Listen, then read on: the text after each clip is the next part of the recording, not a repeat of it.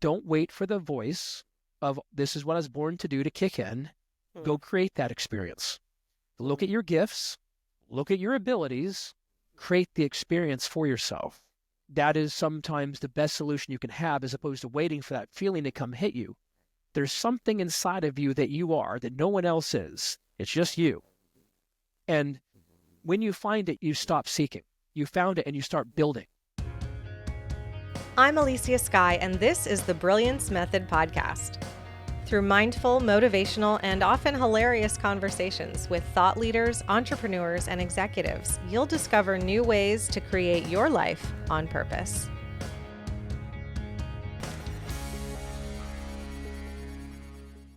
Hello, my friend. Welcome to the Brilliance Method. I am so thrilled to have Jade S. Luna back on the show. If you didn't catch his first episode, where there's a much longer introduction sharing all of his brilliance, please go back and watch that. It's called The Wisdom of the Stars, and we go so deep into all about asterian astrology. And Jade is an asterian astrologer and an agora. He is astrologer to the stars, and he has two amazing books, Asterian Astrology, The Lost System of Alexander the Great, Volume 1, and 27 Stars, Discovering Your True Self with Asterian Astrology. And of course, in the description below, you'll find his website, the possibility of booking with him if it's available, because he's got a waiting list, and any events that he's doing. So welcome back, Jade. It's so awesome that you're here. Thank you so much for having me again. I so much love being on your show. You're welcome. And I remember last time I had to hang up because I was leaving to go see Pearl Jam. We were recording from my hotel room in Philadelphia, and it just felt like we ran out of time. There was so much more we wanted to talk about, and we're just getting into, and you and I tend to go off the rails even on our sessions. So I'm so happy you're here. And we're going to go back. You know, this morning, so it's Sunday, I was doing my chant, my Om Ravi Namaha Sunday chant. Amazing. And I don't know, does everybody have that same Sunday chant, or is that just me based on my... That is a Sunday chant. Okay. But what makes it different is where your sun is in your natal chart. It affects everybody completely differently based upon where their sun is. So there are people like myself that you wouldn't recommend doing a Sunday sun chant because it would enhance my sun, which is already in the 8th house, and we don't want to do that. In your case, you're good to do that. So it is the mantra for the sun, but it doesn't mean everybody should do that mantra. Got it. Okay, good to know. I was looking back because I do my chants every day since we did my 5 karmic past life reading. And I saw in my notebook, my first reading with you was August 2022. And I always look forward to our time together. It really, just knowing you, working with you, following you on socials, reading what you write, it has shifted a lot for me and the people that I've shared all of your brilliance with. And I'm just so happy that you continue to be public with what you do, because a lot of people, psychics, astrologers, they just, they have their one-on-one clients. They don't teach, they don't speak, they don't write books. So what is really the calling for you to be a teacher in addition to a reader, a healer, an astrologer? Well, it started first with a spiritual path. I didn't get into spirituality for any purpose of being any type of teacher. I got into it because I wanted to unify with my higher self, which, oddly enough, that for me is the Dark Mother. I've been worshiping the Dark Mother now. This is my 30th year. My career started as a teenager in 1994. Wow. I have never had any other job in my entire life other than this and music on occasions. And I got into the spiritual path because I felt something in myself that I could not explain. And, I was also born in a Mormon family, so I was feeling something much greater than what was around me. So I ran into some health problems. I mentioned that before. I was diagnosed with enlarged heart. My first diagnosis was really serious. They didn't think I was going to live very long. So I had to seek a path that coincided with what I was experiencing. So 2 things were happening simultaneously in my life. Was I was feeling really called towards consciousness at a very early age too. Well, and I had a health problem that I wanted to find some solution for, which led me to get to India. The bizarre circumstances led me to India, but I got to India. And when I got there, I'm like, I was told I'm not going to live very long. I'd like to find a way to deal with death. Wow. And so I don't want to read a book that says this is what happens. I don't have any interest in that. I had enough of like Christianity and things like that in my life where I didn't want to take that route at all. It felt incredibly unnatural for me personally. Not saying that's unnatural for another person. Right. So it led me to agora, a path that really only focuses on death and dying. It's a path that really has absolutely no interest in the light. And I'll explain why for a very interesting reason. The belief is you already are light. You just don't know it. So only focus on the shadow because it's the only thing that's tangible that you're dealing with on a day-to-day basis. So let's deal with what's in front of you. And we also believe light is so utterly amazing you can't even fathom it. It means it's like an idea, a concept that a lot of people are talking about that's made up. Light is not just about happiness. Light is not just about joy. It is the unification with your higher self. So I ended up being kind of forced into agora. I say that, but it was the path I have always been on. It means this is not my first life being an agora. There are things that took place in my life that led me back to my path, and this is how I got back on my path, was through this health diagnosis and this calling. But I'm going to answer your original question. I didn't ever have an interest in being a teacher, ever. I still don't. There's not a desire for me to be a teacher. This is now who I am and what I do. There's a big difference. I don't believe in some respects that we should desire to be teachers before we have experiences that we have something to offer. And I can validate that. I did become a teacher unexpectedly when I was younger, and you can see pictures of me in my 20s teaching seminars. Yeah.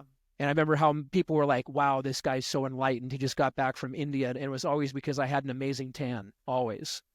And I mean that literally. It's like I look great. I just came back from India. My ears were stretched and I was young and I was so excited. I had overcome a health problem that you're not technically supposed to overcome. And it exhausted me. It literally exhausted me that I had people pulling on me. And you can go back and you can see my pictures on my website. You can see me as a 20-year-old teaching large groups of people, and people I say, I think this guy is enlightened. I think this guy's this, that. And it just made me sick because it's not what spirituality is about. I left it. I walked out of it, and, I remained an astrologer the entire time, but the act of being visible as a teacher, I let that go.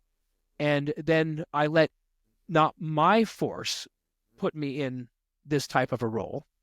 I let the universe pull me back into this role when the universe felt I was ready for it. And so it's no longer something I've been seeking. It's something that the universe has been presenting me with these platforms to talk about my spiritual path and do what I do. And so it is now a very natural part of my life, doing what I do. And I love doing this. So I don't want to say the wrong thing about that. I like the fact that I'm now in a position where I feel like I'm more prepared for discussing my spiritual path with people. I believe there's a lot of what we call half-baked potatoes out there. Half-baked potatoes are people that have a couple experiences but didn't feel like they were heard when they were children by their mom or their dad. So they're like, you know what? If I become a yoga instructor, maybe I'll be heard. So, and then boom, they go out and become yoga instructors with still the desire to be heard. And we don't do this because we have a desire to be heard. Right. We teach because this is who we are and this is what we do. I have lived and breathed the Dark Mother for 30 years, since I was a teenager. And I have had no other path. I am not interested in any other path. This path found me. And so I love doing this, but it is something that is just a reaction now of my spiritual path. It's not me seeking it. The fact that you and people have contacted me and said, hey, we would like you to talk about your path. We'd like to talk to you about astrology. None of that's been forced by me. I let the universe dictate those types of things now. And I believe that I'm in a flow with the Divine Mother now where she decides these things. I don't get involved in it anymore. And, and that's something that I really encourage people to practice because in a sense, there's only so much I can do as a person, but that devotion to her, what can be done through her is infinite. I always make the joke, I have no idea why I have so many clients in other countries right now. I, as a human being, don't have the ability to go get clients in Germany. But she, on the other hand, has the ability to connect me with whoever she wants on this planet. So I have a lot of clients in Germany right now. So I'm not someone that forcefully is projecting myself out into the universe as a teacher. It becomes a reflection or reaction of who I am and what I do. And I think that's the way that it is. So I enjoy talking about my path. And hope that it resonates with other people.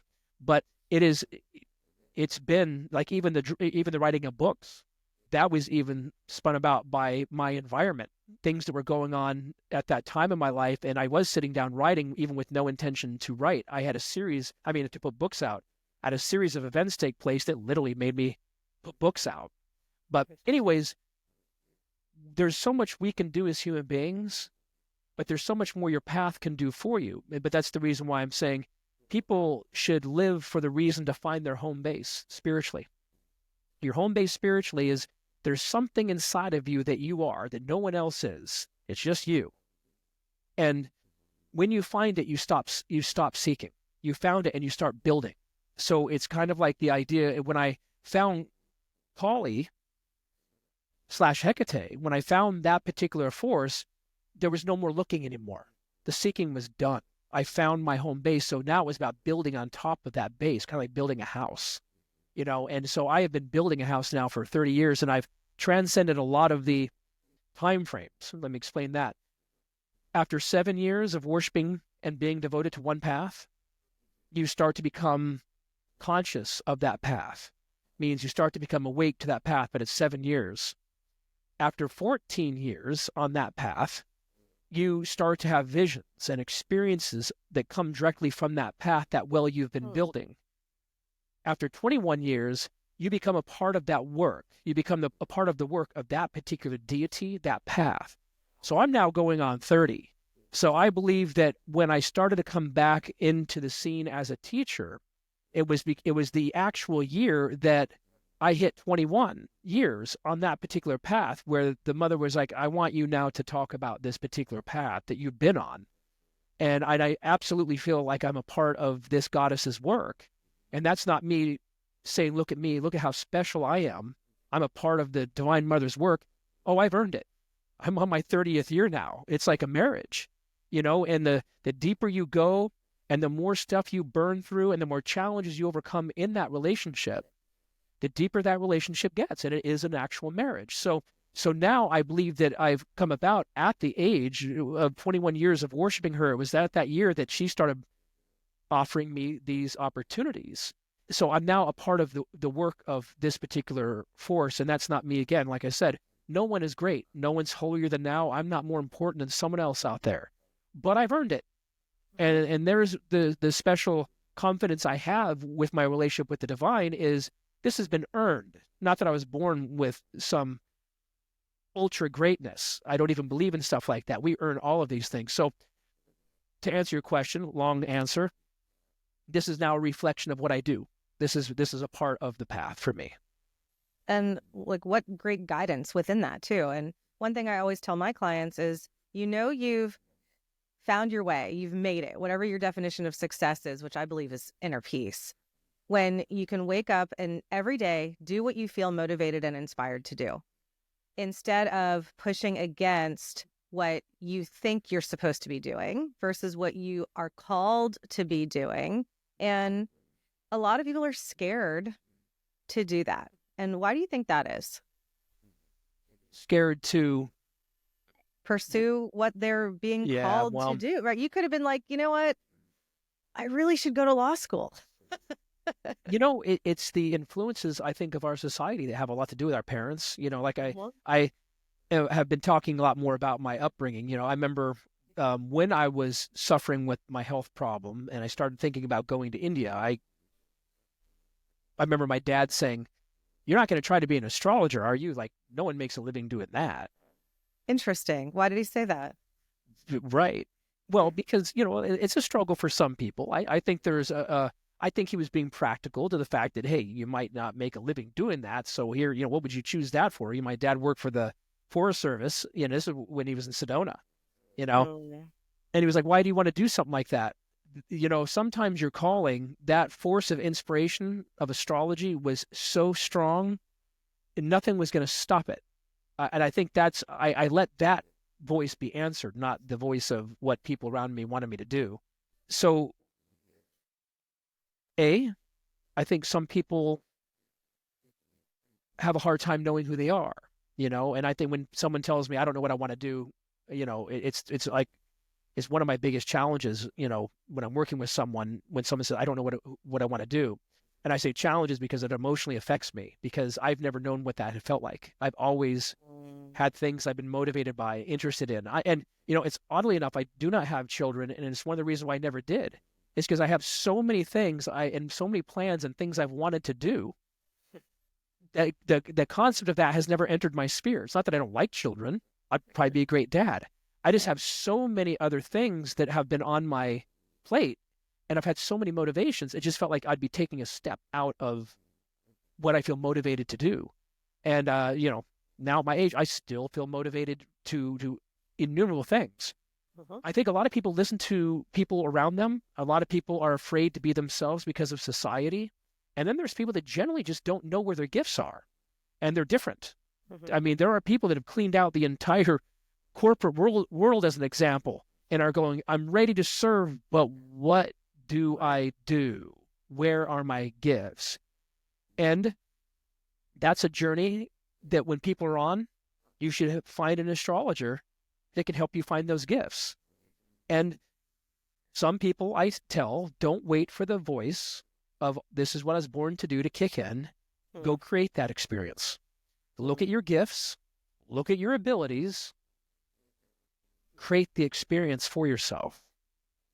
That is sometimes the best solution you can have, as opposed to waiting for that feeling to come hit you. I will tell you, I do believe that when someone is in that state, they've had a previous life of abusing their ego.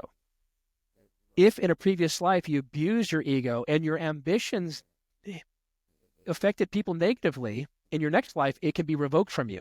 You might not know any idea what you want to do, and that is actually kind of for the person's own good. They have to kind of build back that feeling of this is what I was born to do, but with a humility behind it that they might not have had having that ambition early in life.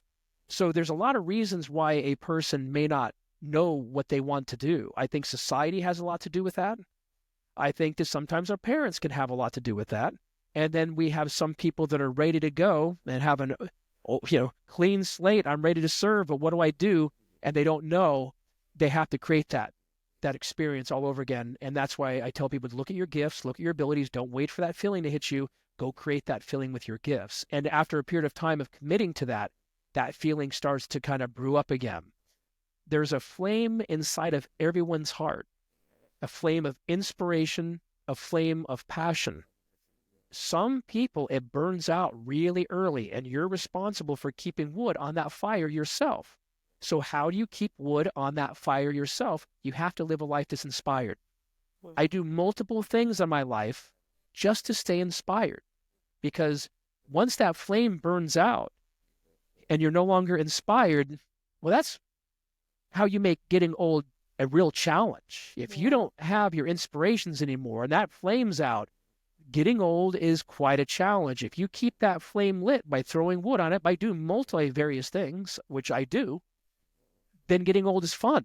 Yeah. Because you're becoming more conscious, you're becoming more awake, but you're still living your life and you're still living in your dream world. And that makes the aging process a lot different than if you're like, you give these things up or you let that fire burn out. So that fire burns out on its own. You have to consistently find ways to throw wood on that fire, that inspiration in your heart, to keep this thing going. Yeah, and that's why I travel so much. And I think that's one of the things that you had mentioned in one of our readings, that I find growth through travel, inspiration through travel. And you're right. And there's so many people who wait for their kids to grow up and be out of the house, or they wait till their retirement day to finally write their book or do their thing or do their calling, and especially living in LA for so many years.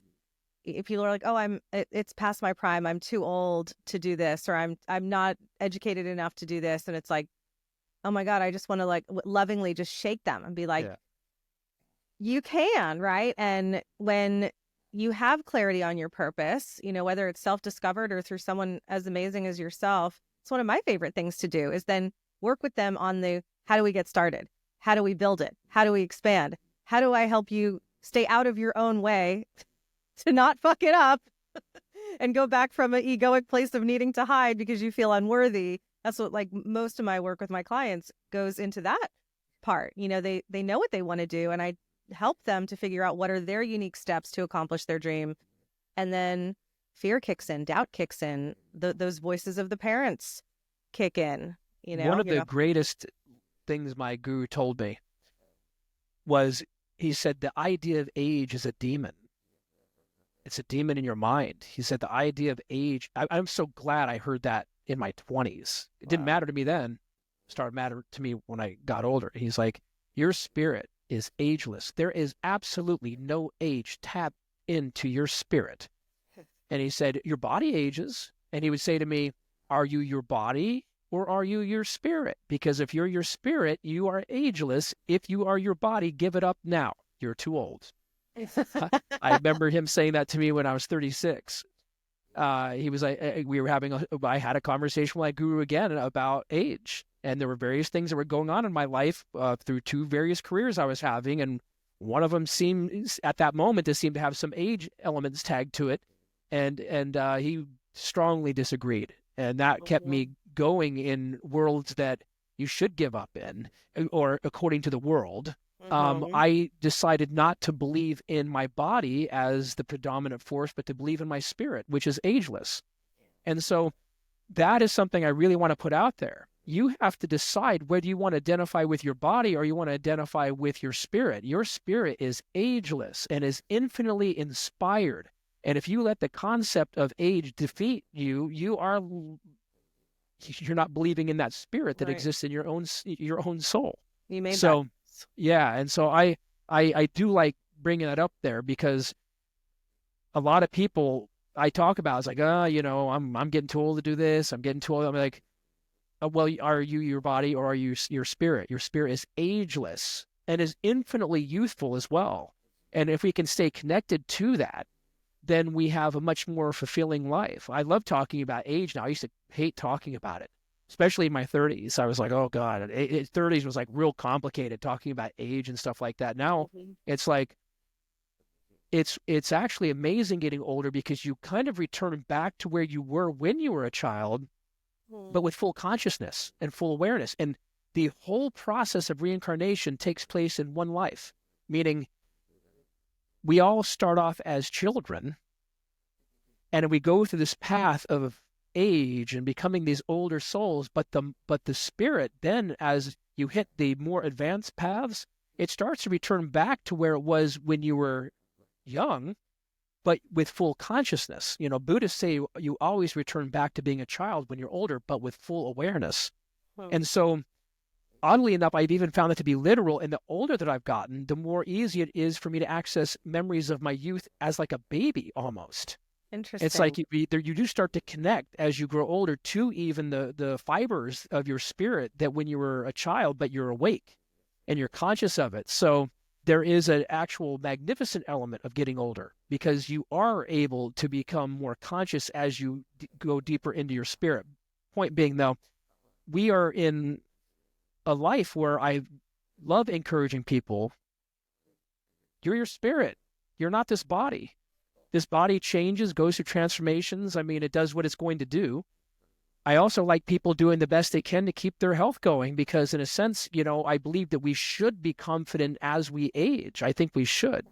But I don't identify with my body as far as what I can and cannot do. I tap into my spirit for that. And so there are things I'm going to be doing to the day that I'm dead.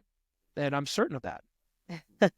And what a great question. If anyone is feeling any doubt, to ask yourself, are you your body or are you your spirit? And then to make that choice from there. Now, you just said something, and I want clarification on it. You said something about the soul and then something about the spirit. So do you see them as different things?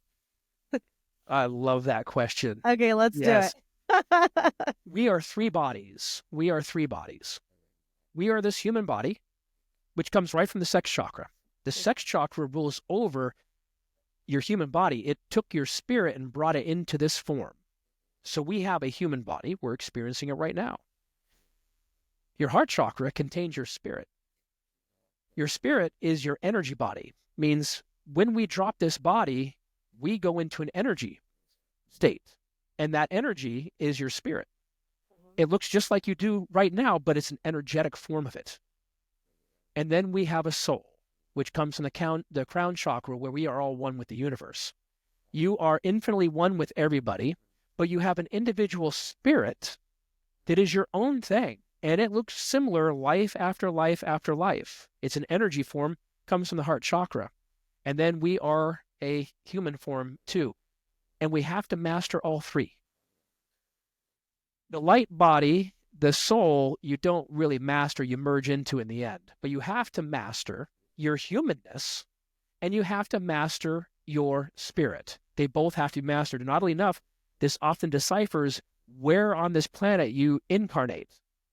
So if you're in India and you incarnate in Eastern cultures, this is all going to be changing in our lifetime, by the way, and that's where the world's going to go through what it's going to go through. So what I'm going to say is going to be different in the future.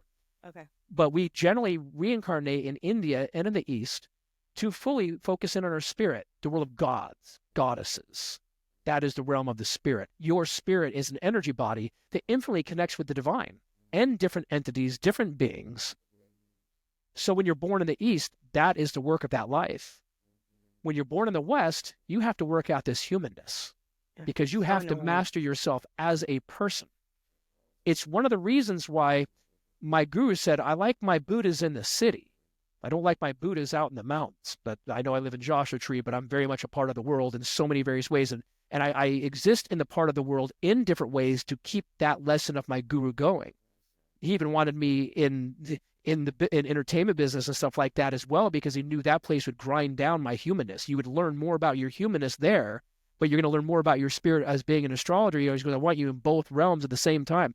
He gave me instructions that shocked a lot of the people that were around me. It was, well, when I first went to India, I was a musician, learning to be an astrologer, but I was already a musician in a signed band when I was a teenager. I had to leave that because of this health diagnosis that I had. And he encouraged me to go back into it. This is actually really important. I generally try to separate these two for various reasons. But he said, you're going to have a very easy life as an astrologer. He said, astrology is going to be easy for you. He literally said, you were a Swami in a previous life. You lived in Rishikesh. And he said, you're going to have so many people seek you out in this life because they know that being in you. He said, but it's not going to be a big enough challenge for you and your humanness. And he goes, I'm concerned that you won't have enough challenges in your human life to continue to evolve there as an astrologer. So I want you going back in the music business at the same time. And oddly enough, I had already left music and I was already fully focused on an astrology career. And I came back to the United States and got signed immediately. And from the most bizarre situation, one of my clients worked at a major record label, and she was like, I just got hired to A&R rep. She said, didn't you do music a long time ago when you were a kid? And I'm like, yeah. She's like, do you still do music like that now? This is a crazy little story here. Wow. She goes, do you do music like that now? And I'm like, oddly enough, I do, because my guru asked me to stay connected to music because he wanted me to keep growing as a human and literally wanted me in the entertainment business. And I used to be in it. It was brutal. I mean, it was absolutely, when I was a teenager, I was in a band that was opening for the Counting Crows. We just went on tour with a band called Filter. I mean, it was like, and I was a kid. I was like a really young kid. And I had to let that all go to deal with this health problem I had. And also to get on my path. It all was to get on my path. And I'm fully aware of that. Even the heart diagnosis I still have to this day, I could drop dead any day and I don't even care. It doesn't even matter to me anymore. That's not even a concern of mine. I'm here to live the life that I can, not worry about those types of things which are between me and the goddess Kali. They're not, that's so. So I come back and I'm giving a reading and she's like, can you get me a demo? I just got hired by this record label and I have to seek out bands and they hired me and I'm new at this. So I give her a demo of music I just started working on and I literally get a call from the record label the day after. Wow. And they're like, that's exactly what we're looking for. We're looking for that and that type of music. We want this, that. I'm like, you got to be kidding me. And I'm like, I already have a full-time job here as an astrologer. I wouldn't be doing this if my guru didn't say go back into the music industry. He already set this whole thing up. So I make that phone call. I get sent a contract the day after, 2 days after I returned from India. The same girl that got me a record contract, she contacts me and she's one of my clients. She's even on my Instagram page right now. Mm-hmm. She goes, "Do you follow Bao in India?" I'm like, "Yeah." She says, "You've got to be kidding me. Bao's my guru too." Bao had arranged this entire thing of me getting a record contract with a disciple of his who her and I have never met before until this date. Wow. And we had a conversation once over the phone, and she actually knew people I knew that were actually in the music industry. I ended up getting, and boom, I got put right back. And then it was that conversation of going back to India. I'm like, "Hey, Bao, I'm 36 now." It's like, I know I just got a record deal, but we're talking about maybe a really short run career here. And he's like, no, we're not. He said, you have a decision to make. You either identify with the spirit or you identify with this body. You're going to choose. And which is hysterical right now. Even at my age, I signed the biggest record contract I've ever signed last year. And it was signed for multiple deals for the future. And I'm like, wow, it looks like I'm going to be doing this at the ages you should have been giving this up a long, long, long time ago. And now I also want to be very clear about something. It's like, I'm an astrologer. I'm aware that this is my responsibility. It kind of makes people uncomfortable sometimes when they think that you do something else. They're like, oh, maybe he's not grounded in this. No, I'm firm here. Mm-hmm. I do music now, and I go on tour a lot. I go but I do music for reasons that you would not expect me to do it. And one of them is to do exactly what my guru said, to keep a certain flame of interest and passion towards things alive. And the other one is to get that nice scrubbing, dealing with that industry that I don't have to deal with here as an astrologer. This job as an astrologer has been actually really easy. I have had, in my 30 years of having this career, I've had one hard year as an astrologer, one. And that was in 2008 when the economy crashed over the real estate market. And that was the first bad year I had as an astrologer, where I had a bunch of other lessons I had to learn about keeping a business going, which might even be a future conversation, about keeping a business going when it doesn't seem to be working as well. Like, it was doing great one year and all of a sudden your career's starting to seemingly fall apart. Well, my guru aligned me with some lessons right there that made the business come right back all over again. I remember being in India talking about that. I might have to leave this because this, that, whatever. He gave me a full-blown lesson that literally reignited the business all over again. What was the lesson? Okay, so I end up in India, and it was the first time I had a hard time getting to India because of my financial situation. Right. Mm-hmm. I went from being booked in 2007, 4 to 5 months out like I am now, to you could get in any time the week that you asked. You could get in the day you asked. It just crumbled. I mean, for some reason it crumbled. And I was like, uh-oh, I might have to do something else. Which oddly enough at that time, one of my clients worked for California Psychics, that online hotline thing. And she said, here's the thing. She said, I already know you know how to give readings. So if you're really struggling, I'm going to give you a job there. And she said, watch how much money you make doing that, which is honestly not as much as I make giving readings. But I go back to India and I said, I'm giving like 2 or 3 readings a day. Last year I was giving 10, and I'm thinking about leaving this business because it's starting to slow down. And he said, are you an astrologer? I'm like, yeah. And he goes, are you committed to this? Yeah. And he goes, do you leave a marriage because you've had a bad year? I'm like, no. And he said, I want you to accept poverty. I want you to accept giving 1 reading a week. I want you to create a life where you give 1 reading a week. And I said, wow, that would be me living in a trailer in the middle of Arizona. And he goes, well, then go get that trailer. He said, you have to decide right now whether you're an astrologer or not. You don't go walking out of a job like this. He said, just look at how well you did. Oh, no, you're going to one bad, he got jumped all over me in front of a bunch of people. Oh, you're going to leave this job because you're having a bad year. Was that frustrating? Because thinking like, does he not understand life in California or Western? Yes, that's exactly the mindset I had was that. And I'm like, okay, so I go into my little hut in India where I was staying, and I'm like, okay, I'm going to go get a trailer in the desert. And I felt this relief, this immediate relief, because I was a busy astrologer. I'm like, you know what? I get to focus on my spiritual path.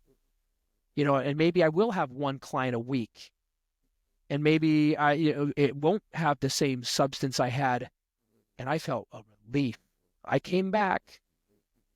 I got a trailer in the middle of the desert, which turned into some party place for a while.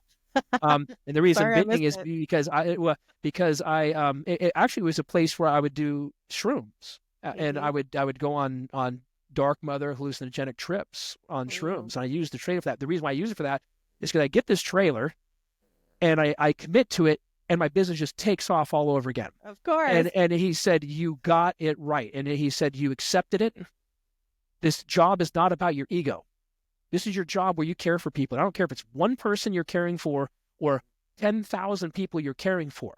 You care for the people in front of you. I don't care if it's 1 or 10,000. You've accepted 1. Watch what happens to your career now as an astrologer. It's been relentless ever since. So the lesson in that was we don't do this for money. We do not do this for money. We do this because we care about people. And we all have stages where we have to keep realigning with our business. What are we doing this for? Are we doing this because we're looking at our banking account? Or are we doing this because we actually care about the people that are in front of us? And, now I'm really strong with people on this one. Meaning I get on people when people start worrying about their business. You know what? I think it's almost over. If you don't learn that one lesson, that you do this because you care about people, you don't do this because of your banking account. And if you can do this because you care about people, there's a lot of people that want to be cared by you. Yeah. They don't want to be cared by you because they're how much money you're making from them. They want an actual person in front of them that cares about their life. And my success 30 years as an astrologer has been because I care about people. I actually want my clients to succeed. I want them to be happy in the world. I don't care how many tattoos I have on my body. I don't care what they are. I want my clients to succeed and be happy. And because I care about my clients, I believe I'm always going to be running this business as an astrologer. And I'm going to have good years. I'm going to have bad years. They're going to go up and they're going to go down. But this is a job I am committed to because I care about people. And the way I care about people is through astrology and helping people align with their divine self and helping them connect with the deity that they are and help them find their role in the universe, because I love doing that. And every time someone's sitting in front of me and I'm giving a reading, it's my option to help that person grow. This business is going to succeed. And I'm now I know that. That lesson of like, oh God, I don't have as much money in my account. I don't have, I went from having, 25 clients a week. I have 3 this week and all this stuff is like, oh my God, what am I going to do? What am I going to do? Downsize your life. If you really actually love doing what you do, go downsize your life in a year that's not bad. You don't go walking out of this because the same thing about when you worship a deity, every 7 years you get boons for it. It's the same thing with your career. Every time you transcend something, you go through something, you have a hard year with your business and you didn't leave it, you're sitting there grounded because that's what you are. That's your role in the universe. Don't worry about how many people are there. Just stay committed to it. The universe is watching you. It's actually watching you. And it's judging you and grading, not judging you in that way, but grading you, how you're handling these tests. And if you keep passing these tests, you are going to succeed in this world. But most people crumble with test number 1. Oh, my business isn't doing as well this year as it was last year. Oh my God, I might have to go do something else. Then go do something else. Let us people that care about people care about people. If your business isn't doing well, downsize, stay with that identity that made you who you are. That is essential for a successful career in this. And I'm telling you, the universe has tests set aside for you running a business. It is not your business. It is the divine working through you. And it's going to throw you tests to see if you're doing it to stay in flow or if you're doing this because you want to look important to your friends.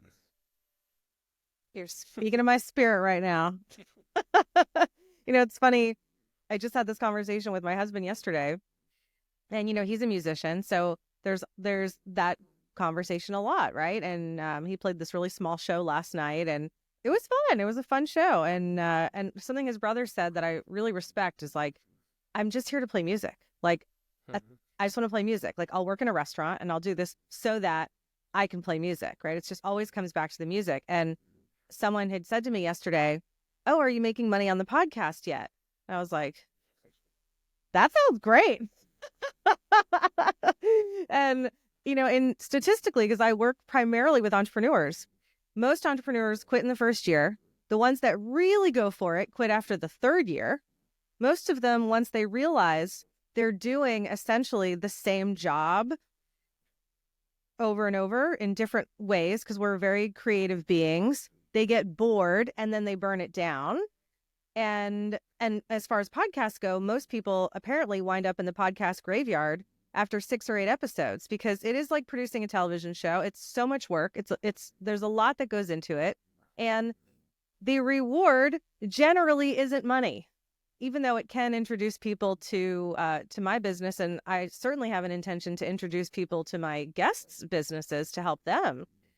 It is a passion. So gosh, I'm going to make sure this is going to be homework. Every single one of my clients needs to hear this conversation and what you just said, because it's absolutely true, Jade. And I think about my passion also for acting and the entertainment industry and all of that. And even last week I was talking to someone, they're like, "Oh, do you still do acting? Are you still in the acting business? Because I see you in the coaching business." I'm like, I love acting. Like, I love it. And if and when they call, I will be there. I have an agent in Los Angeles. I have an agent in Atlanta. When I get auditions, I do them, and it's fun for me and it's beautiful for me. And at one point that was all I wanted to do. But when you asked me when I was 19 years old, why do you want to be famous? I always would say, so I could tell people what charities to donate to. So I could tell people who to vote for, right? And so once you distill it, and I'm not from acting, sure, maybe I'm 21 years in, but in this business, not yet. I really started in 2014, but I started my not to interrupt, my guru would argue with you about your statement right there, though. Oh, give it to me, please. My guru loved actors for the sake of acting. He believed that acting was an actual art form. I came from a guru that loved entertainers. I love them. And agoras, by the way, you may not know this, but agoras are mostly entertainers. Most of them actually roll into a town and they break out in music and they scare the daylights out of the city. It's like a horror show. I've watched a lot of videos on it, how they sometimes come out of like brooms and sticks and balls and all sorts of cool shit. So that's the reason why we won't hear me talking about my music project. I don't want you to even go look for it or try to find it, because it is an agoric project. It is something that's meant to bring up fear and terror in people. And I just like my clients to stay right here with me as an astrologer. No problem. And the reason why that is my guru said something interesting. He said the people you connect to through astrology are people you knew your last life. He said your life before that, you were a Kali thuggy and you were bad news. And he said your music people are going to connect to you through there, and you're still connected to those people. So I want you in both worlds connecting to people you've known in previous lives. It's exactly a fact. I couldn't believe that. But acting, he believed, should be done for the sake of meditation. Because when you are acting, you have to release the world that you are in and tap into something other than yourself, which is what you do when you meditate. And he would tell you, and I get to tell you what he told other actors. He said, so see your acting as a meditation, an option to get out of your world, to enter another realm. And when you actually do that, you actually have a deep effect on people. So like today, if I go, like I love movies. I'm a huge fan of movies because I have this job as an astrologer. It's intense. When I get off work, I want to be taken out of the space for a little bit. I want to go into another space. So I see movies as an option for that. He would tell people to act and see it from a spiritual perspective. And he would say, see yourself getting out of the world that you're in, tapping into another world. That is what meditation is. And he goes, see acting as a meditation to get out of your world. Like, so let's just say you have a really shitty day and then you have an audition on that day. Okay. It's the same thing as having a bad day and having to meditate that night. Sometimes we have these bad days, we don't feel like sitting down and meditating. I don't feel like this because I had an awful, awful day. It's the same thing. Acting, I believe, strongly as a meditation. And I believe if it can be perceived as that, and this is also a painter. This is also a musician. You're tapping into something other than yourself. Yes. And so he would want you to align with that. He goes, if you can see your acting as a spiritual opening for yourself, then he said you actually tap into the goddess Aphrodite, who runs the entire industry, and decide who gets in it and who doesn't. If she sees, like, she also, my guru didn't love people getting into any type of art for messaging. Like, I want to be a healer and I want to heal people through art. He was like, no. You take people out of the world that they're in and you put them in another space. That is what the healing is. Like one of very famous actress came to see my guru all the time, and she'd like, oh, I want to do charities and this and that. He's like, no, no, no, no, no. You can do those things. That's fine. But there's an art form in a spiritual form of being an entertainer. And I want you to embody that. Don't worry about what you're going to do when you're famous. In that moment, embody yourself as an artist and as a spiritual being in it. And he says, if you do that, Aphrodite will take notice of what you're doing and want to further you on that path, because it becomes a meditation, a spirituality, and something you can actually embody. And so the result of everything is the actual gift that comes from the actual art itself. So like when you see an actor leave his world behind, like a Daniel Day-Lewis or something like that, and go into a role, he's not worried about anything other than leaving his world behind and entering another space, and we see that as a spiritual thing. And most of those types of people become highly successful, that literally, like when Daniel Day-Lewis, I use him as an example, when he gets a role, his life is over that he has. He only embodies that particular role, and it becomes, you get out of the world so you can live in another space. All art is an option to get out of the world that you are in and to go into a deeper world, or a world other than yourself. And I even love really dark roles. I like when someone gets in, like I can see even you doing something really well, being a Persephone, is that a darker role could actually be really good, because you have to embody a part of the universe that you're naturally not always in. And then you get to feel that and experience that. Well, the Divine Mother has to feel everything, She feels everything at all times. So you get to tap into her. But Aphrodite runs the music industry. She runs the entertainment business, and she decides who gets in there and who doesn't. And the people that want to be famous, she'll let them in just to annihilate them, strew them all over Hollywood. She loves doing that. But the people that are genuine artists, they're still there. There are people that have been artists and in our faces for decades, because they embody that art as a spiritual form. They may not see it that way, but somewhere in their mind, they've had to rationalize that this is a spiritual path. And so I view it that way. Not that I believe that you're wrong, that you shouldn't offer money to charities and things of that nature, but the act of acting itself is such a profound art form that it's allows you to meditate and to get out of the space you're in, to tap into a much larger space, and perceiving it that way, I think, can do a lot of good. 100%. And I agree with you, and I love that perspective.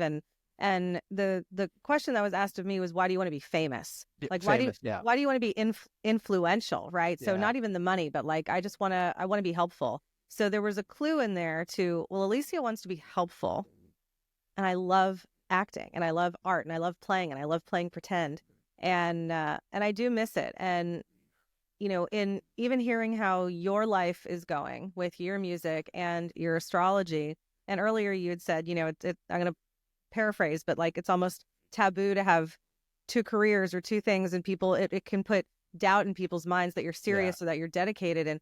And one thing I say to my clients all the time is, we are all more than one thing. Yeah. Right? Nobody is just one thing. And if we dedicate our entire life to one career, that is fine and beautiful, but that doesn't mean we don't also have a passion. And you talked about parenting earlier, and same thing. I don't have kids. We chose to not have kids. Someone had said to me, when you turn 27, you're just going to have this urge, and you're going to be thinking about babies and looking at babies and want babies. And that I turned 27 and I wanted a dog. And then I couldn't stop looking at dogs. And I was like, I was always a cat person. I'm like, this is interesting. But I just, anyhow, never got the urge, because I feel like there's so much I want to do all the time. My husband and I are like, man, if we had kids, there's a really funny interview with Seth Rogen on the Kelly Clarkson show. I'll send you the clip where Kelly Clarkson's saying to him, you still don't want kids? And he's like, it just doesn't look that fun. And again, kids are great, right? But he's like, my wife and I can like do whatever we want, whenever we want. And we have all this extra money and time to do whatever we want. And I'm like, I do require that extra money and time to do all the things that I'm doing. And I will spoil my nieces rotten, but there's more to do. And nobody is just one thing. And, even if you identify as a mother or a father, or, a drummer, but I also work at the bank, right? It's like we get to release that identity from an egoic place and embrace it, as you said, from the artist or from the healer or from whatever it is, and then just let it be easy. Yeah, and that I agree with that strongly. I love, it's interesting is I've lost passion for everything other than my spiritual path. It's like astrology. Do I love giving readings every day? Maybe not so much. How do I feel about doing music? It's not as much of an inspiration anymore. The thing is, my spiritual path is the most important thing to me, and finding ways to express it are. And astrology and music are the only two things that make any sense to me regarding expressing it. Giving readings is a tough business. Now, let me tell you, I do this because it's just kind of who I am. So there's no me tapping out. I'm going to be, and you can mark my words on this, I'm going to be one of these individuals that gives probably 5 or 6 readings the day before I die. I'm going to be giving readings to the end of this life. And I'm certain of that. And I want that type of life. So I'm here and stable in it. Music also has taken on many forms where, and oddly enough, how tough the industry is, made me lose a lot of interest in it, because it can leave a little stain in you when you're, I mean, it's so funny that, there's me talking about enlightenment and spirituality on one day, but then, yesterday I was talking to my manager, we were in a full-blown spat about a tour that's changed and but so there I am accessing that other part of me that my guru said, I want you accessing that humanness. He always said, and he was saying to me, you were born in a Western body because you excelled in mastering your spirit your life before, but you weren't as focused on your human side. So that's why you were born in a Western body. He gave me other reasons too, but he said, you're born in a Western body. You now have to master your humanness too. So he goes, I want you in a life where you are mastering your spirit and your humanness at the same time. And he said, eventually that's where consciousness is going, where now we separate. Well, I'm going to be born in India one life and I'm only focused on my spiritual path. That in life after that, I'm maybe running a business in the United States. He was like, that is how this thing works. Buddha even said that. Buddha, I've been talking a lot about Buddha lately. That withered Buddha out in the jungle, he experienced these incredible stages of enlightenment. Incredible stages of enlightenment. He had an incredible following of yogis, and all of a sudden he said, if I stay on this path, I might have to be reborn my next life as a businessman. So I am going to renounce this path of renunciation. I'm going to go into the world. I'm going to eat the food that I feel like eating. I might even get married. I might even open up a business and make $1 million. And I'm still going to be Buddha. That is fat, jolly Buddha with his hands in the air and his belly out. He's like, man, I'm untouchable. I'm wealth. I can marry. I can eat food. And I am still that enlightened Buddha. So withered Buddha is that renunciate path that you do have to go on at one point or the other. In order to be real in spirituality, you have to take that path of renunciation. It has to be very genuine and very real. But as you progress, fat Buddha shows up. You can be in the world, and it's better to be fat Buddha than withered Buddha, because he's unaffected by the world. He's in it. He's a millionaire. He's married. He eats the food that he wants, hence he's fat. And he's God all at the same time. And that is the state that we, as here in the West, have an option for. It's a little bit more evolved than even in Eastern countries. If you can live the life of an Easterner, but live the life of a Westerner and find the balance between the two, you end up not fat, but fat Buddha. That's right. It means I'm affected.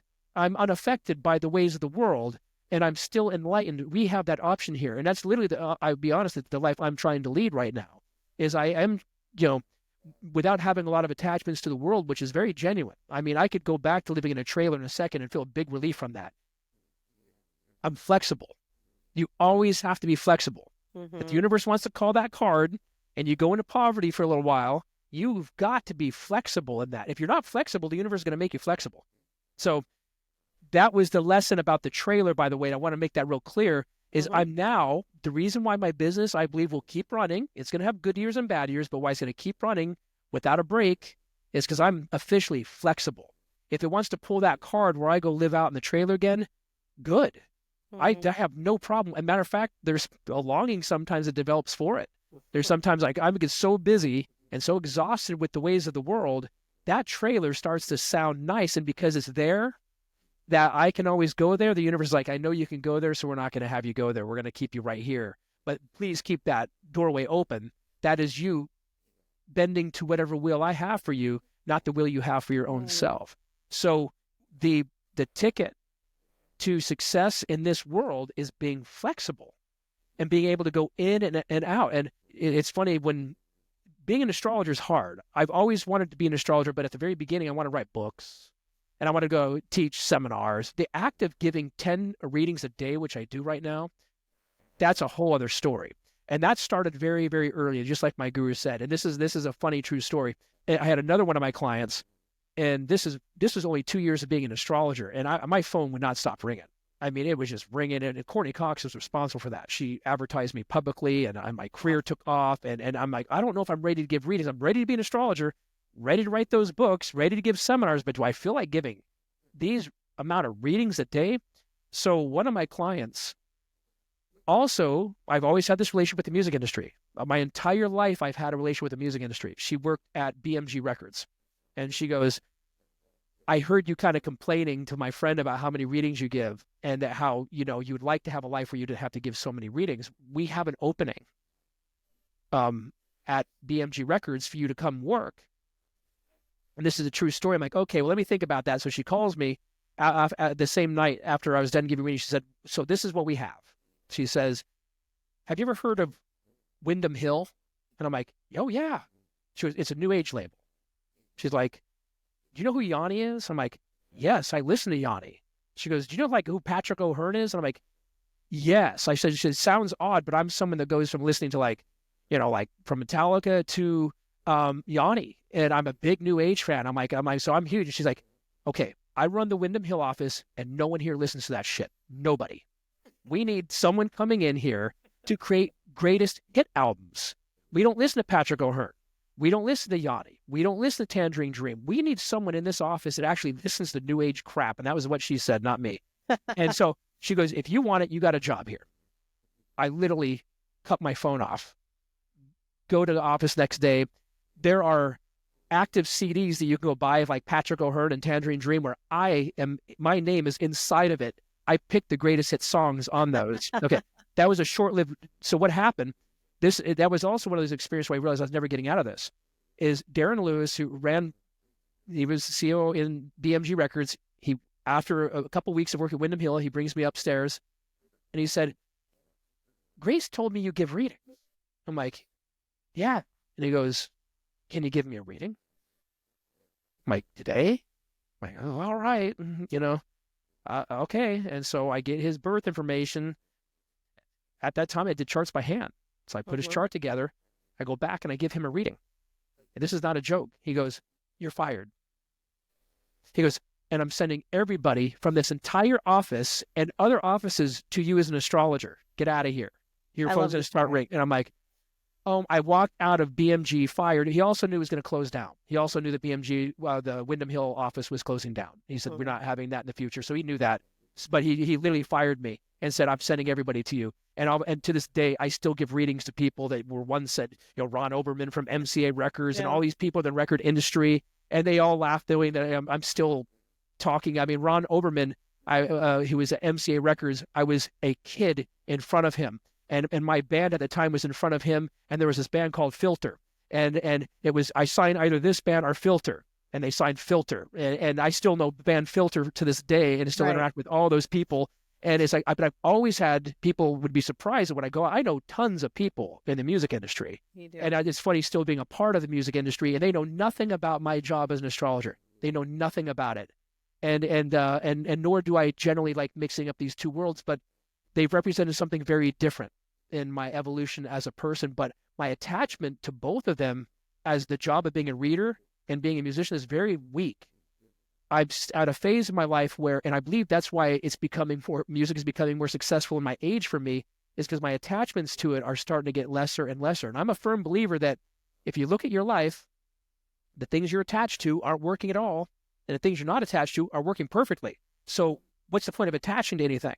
But I signed my biggest record contract last year, and it was for 3 contracts. It's going to consume the next 7 to 8 years of my life. And it's because the attachment's not there anymore. It's what I do as well. It's now also become a reflection of the divine. So my connection to Kali expresses itself in a creative way and in a metaphysical way. And these are just expressions now of what I do. My attachments to them and the results of them have gotten incredibly slim and weak. And that at any point, could I go live in some very deep, simplistic, meditative life? Absolutely 100%. But I do gain success through detachment and release and letting go. Very opposite of the world of manifesting. I believe that because I'm not really that attached to the identity of being a reader, love astrology. It's my deepest love. So I want to be clear about that. But also the successes I deal with are not based upon me pushing them. They've come from me releasing them and letting them go. And if you let them go, when the universe brings them back, it's very different than when you hold them there. And so I believe that whatever succeeds in my life are the things that I've actually released and let go. And it's the universe said, we're going to keep these things here because they're a part of you. So it's not that I don't love astrology. I do. Giving readings, 10 readings a day is hard. Yeah. It's a really tough business. People don't realize, like, if it's stopped, it's like, oh, God, I got to take a break. Yeah. Take a break from it. But I'm a firm believer that we succeed in the things that we detach from. And the things that are natural in you still want to come out of who you are and what you do. Okay, I have a quick story about that, and then I have a question for you. So when I mentioned that I have a talent agent in Atlanta and another one in Los Angeles, that happened this year. And it's because I was on the phone with my acting teacher from 2000 to 2006. And we were catching up after almost 20 years. And he was asking, he said, there's a pretty big actor scene in Nashville. Are you involved in it? I was like, there is? I had no idea. And he said, you're going to work, right? I was like, why would you say that? I'm not even trying. And he goes, because you're great and you don't care. You used to care so much when you were in your early 20s. It defined you. It made or break you. You wanted it more than anything. You don't even want it anymore. Of course you're going to book. Of course you're going to work. And I was like, let's see what happens. And so I went online and I just put my headshot onto some blanket thing. And I had 3 different agents reach out to me. Nobody ever reached out to me when I was in my 20s. It's all, and I love people who've come to realization without even being on a spiritual path. May have been like I'm going to use Rick Rubin as an example. He is this producer. He produced Metallica. He brought them. He produced all these major bands. Go follow Rick Rubin on Instagram and watch the Buddha that came out of this guy. He is, and I'm saying this, I'm not joking. There are gurus I know in India, and Rick Rubin is right on that level of those gurus in India. And he got there through music, through the entertainment business. Any creative path, I think, if it's embraced in a really conscious way. Rick Rubin says the most simple statements on earth, and you could literally go back to look at Bhagavan Das and look at things that he said and go, they're saying the exact same thing. Rick Rubin is literally saying the exact same thing as Bhagavan Das is saying. And they came to this conclusion of consciousness through 2 different realms. And so I do like when people arrive to a really deep spiritual state, and they may not have any connection to any type of spiritual path where art was their path. And, when Marlon Brando at the end of his life, I know someone that directly took care of him. He was like, no, he was kind of in an exalted state. He was in an exalted spiritual state. He was very much overweight. And he said he had a food problem. He said, but outside of that, the realm of power that he possessed as a human being and the conscious level of compassion that came forth from him, he was kind of enlightened. I said, not kind of. I have a client of mine that literally went to see a guru, a really well-known guru in India. And on the day after, she worked for Rolling Stone, actually. And the day after, she interviewed Robert Plant. And she said, they literally said the exact same thing. Robert Plant, I'm not going to name the name of the guru, said exactly the same thing as the guru. And he said, and Robert Plant kind of felt a little bit exalted. But that Western body means he's kind of working out more or less the humanness. So there's a little bit more of a human element to it, where that other guru, there's a little bit more of a spiritual element to him.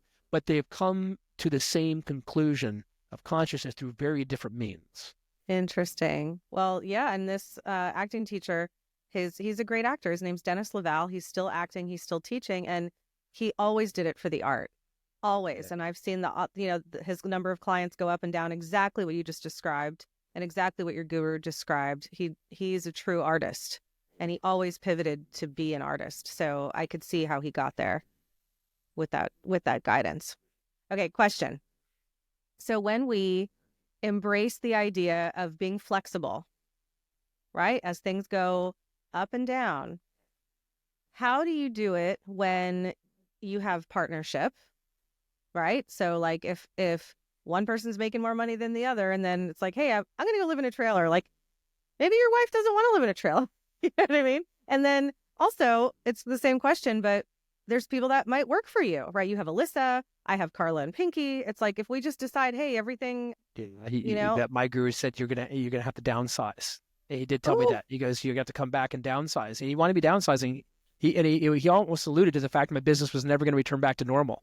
He wanted me fully embracing the concept that I'm doing this because I love astrology, and I'm an astrologer, not because of the results. So I did come downsize, did all these things, cut my prices in half, all of these very, very extreme things, and got excited about, well, I was in a partnership then, and she was not happy with that instruction. So you're correct. And it did open up a space of problem between her and I that my guru also wanted that addressed too. He believed that was a spiritual thing that needed to be addressed from all of that. And that relationship did not survive because of my flexibility and her inflexibility there. Her unflexibility made it where we couldn't end up. So it magnified a much larger problem that's there. But you have to be with a partner that would understand that ability to be flexible. They would have to be flexible too. Yeah. And, this year has been interesting. And I talk about everything I'm doing pretty transparently because my intention is to be helpful. And earlier in the year, I was feeling like I really want to do the podcast. I hadn't launched it yet. And I didn't have enough energy. I was just really feeling I'd been sick on and off and all this stuff. And I was teaching so much and coaching so much. And I said, I need to pause my main program, which was called the Sapphire Collective of the Brilliance Method. And it freaked a lot of people out because I'd been building this, growing this, and made $500,000 doing it pretty part-time in 3 years. And I said, I'm putting it all on pause, and I'm going to move my clients into a membership. And, people who are paying $1,000 a month are now going to pay $100 a month. So I cut my income by 90% to do this podcast and to take many weeks, almost months off to go travel the world and have fun and play and listen to music. And it has been an interesting year. And partway through the year, I said to my husband, I am happy. And I know that things are building and things will grow, but I think we should sell one of our houses. And we did. He was flexible about it. And so we sold a house. So we had less overhead. So we had to pay off some debt and catch up. And, in hearing this, it's like I feel the core of my body vibrating as you're talking about this, because I'm like, I'm right there, Jade. Like, I'm right there where I need to make a decision. Like, am I going all in or do I need to make money? And both. But your heart wants to always go all in. It always wants to. The heart wants to. That's where the freedom actually is going all in. The mind can't dictate the heart. No. The heart has to dictate the mind. One is the ruler. And when that's a lesson in all of this, is there's eventually a place we get to where the heart dictates everything. And that means you're living in the divine. The intellect is fearful. It has tons of anxiety in it. It may have some intelligence with it, but my intellect is what I call a loose rubber band now. And my guru would always say that when your heart starts to take over, it starts to actually beat the intellect down. And the intellect has a purpose to get you to a certain point, and then you have to let the heart take over. When the heart takes over, it kind of breaks the mind down. It's like the essence of agora. There's like the shadow self. There's all these dark things in the shadow self. There can be hatred. There can be anger. There can be jealousy. There can be all these various things. But if your heart is governing them, they can work for you. There's where art comes in. They can be directed towards creative means, creative channels. That's why I kind of like raw art. I like really raw art because it's about directing that shadow self into something very creative. And that's the main reason why I stay focused on art to this day, is for a place to direct my shadow self in creative ways. But we have to live a life where our heart is the ruler of the mind, and the mind is obedient to the heart. You do not want a life where your heart's obedient to your mind. That means that you're not making the right decisions in life. That can even be an answer to an earlier question about, staying inspired, living in a spiritual life. The mind has to eventually break down and fold into the heart. Yeah. And that's when you're living life in its fullest. And the mind, the intellect has all of these things that it needs, all these, I got to make this amount of money. I'm afraid if I'm not making that. That's all intellect. The heart eventually wants to take that over. And when it takes it over, that's when you start to enter the spiritual path. That's why we can't succeed with the mind or the intellect as the ruler. Not in this business. So there are other businesses you can. That's what the corporate world is about. The corporate world is about the intellect slowly getting worn down. That's and corporate world is good for that. But the spiritual life, we should be in a life where our heart has fully dictated the mind. Yeah, well, I'm doing it. Yep. Always go all in, because there's nothing else to do. There's 24 hours in a day. Yep. You have to find things you do to enjoy your day. I take that very literal. There's 24 hours in a day. I just found the things that I like to do the most, and I just keep doing those things. And that's my life is aligned with the things that I enjoy doing. Creative things and astrology are really the only things I like doing. I don't really like doing anything else. Mm-hmm. And so try to create a life where you can do those things. And often it will take you to a bear, like a place of real deep simplicity, and then build from that center. Yep. Even my morning routines have turned into, like, if I don't have 3 hours, and I'm like, this is, Elysia, it's getting ridiculous. I'm like, I just want to be. I want to write. I want to chant. I want to channel. I want to meditate. I just want to so now I don't even book anyone on my calendar until like 11 a.m. It's the earliest that I ever want to see anybody, because I'm like, I need. That's when I start. Yeah, there we go. Right. It's like, it's so fun. I love this conversation around business, because business, inspiration, intuition, being guided, following our dharma. It's like one of my favorite things to talk about. So this has been so enjoyable. And as we move into, by the time this airs, it'll be 2025. We're still in a Mars retrograde. Yep. What can we expect from an astrological perspective, not just in America, but on a planetarily coming up? I would have to say the Mercury retrograde that just happened was one of the worst ones I've ever experienced in my entire 30 years. I've never had that amount of chaos in my schedule as an astrologer. I've never had so many things changing constantly. It was Alyssa, my assistant, threw her arms up in the air. She literally said, I can't handle the business right now. No. You might have people calling at the same time. I can't handle what's going on. Wow. Trips changing over and over again. I got jury duty, which was bizarre. Had to Did you reschedule. I not only went, I got put on the case. I got put on it. And so, and it was a New Age case. They actually sought out New Age people locally to be on the jury. They thought they'd be the most neutral, and they were right. It was a very bizarre case of a center here that embezzled money, but they had a side. They actually had a side. And it was like, so we need New Age people here. We believe they're going to be most neutral. We don't want Christians on this one too much. And so they sought me out and they wanted me on it. I'm like, oh, but I give a certain amount of readings a day. Like, well, we would really like you here. So they literally, yeah. And you had to do the whole thing? I had to do the whole thing. This was, do you know, the people, the jury that is here, we were all already investigated to be pulled on this case. Jesus. It was bizarre that they sought out people that had New Age careers, as they believed that we were going to be the most neutral. They already knew me, and they already knew what I did. They already knew my beliefs, which are online, and I was picked. And they're like, and they did say, we'll give you this amount of money like whatever you're going to miss in your work, we want you here so bad, we'll give you almost that. And I'm like, oh, wow, how bizarre is that? I said, but I still have clients, and I have to reschedule clients, and people wait 4 to 6 months to get in to see me. They're like, that's not our problem. You're on the case. Wow. And actually, when I was on it, there was something interesting in it where I'm like, I can see why my energy is kind of needed in this particular setting.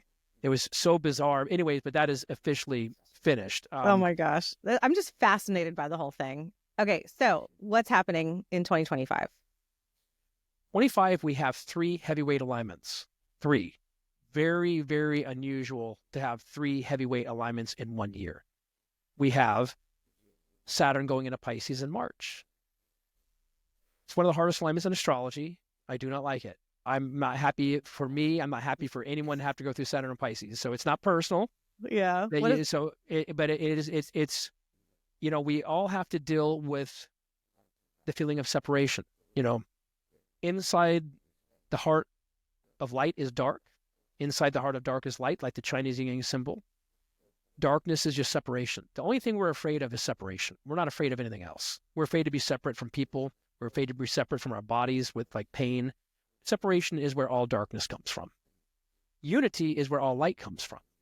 So light is unity, darkness is separation. Saturn in Pisces is separation. It is one of the darkest alignments in astrology. And it deals with real deep primal separation. Core separation, stuff from your youth, stuff from being a child. It goes into the core. And that's what it's meant to do. So collectively, we have to go through separation. I think we're going to see some things politically that also we don't like. And I think that's going to have a lot to do with that alignment. Saturn and Pisces are going to have a lot to do with politics. That's going to bring up the feeling of separation.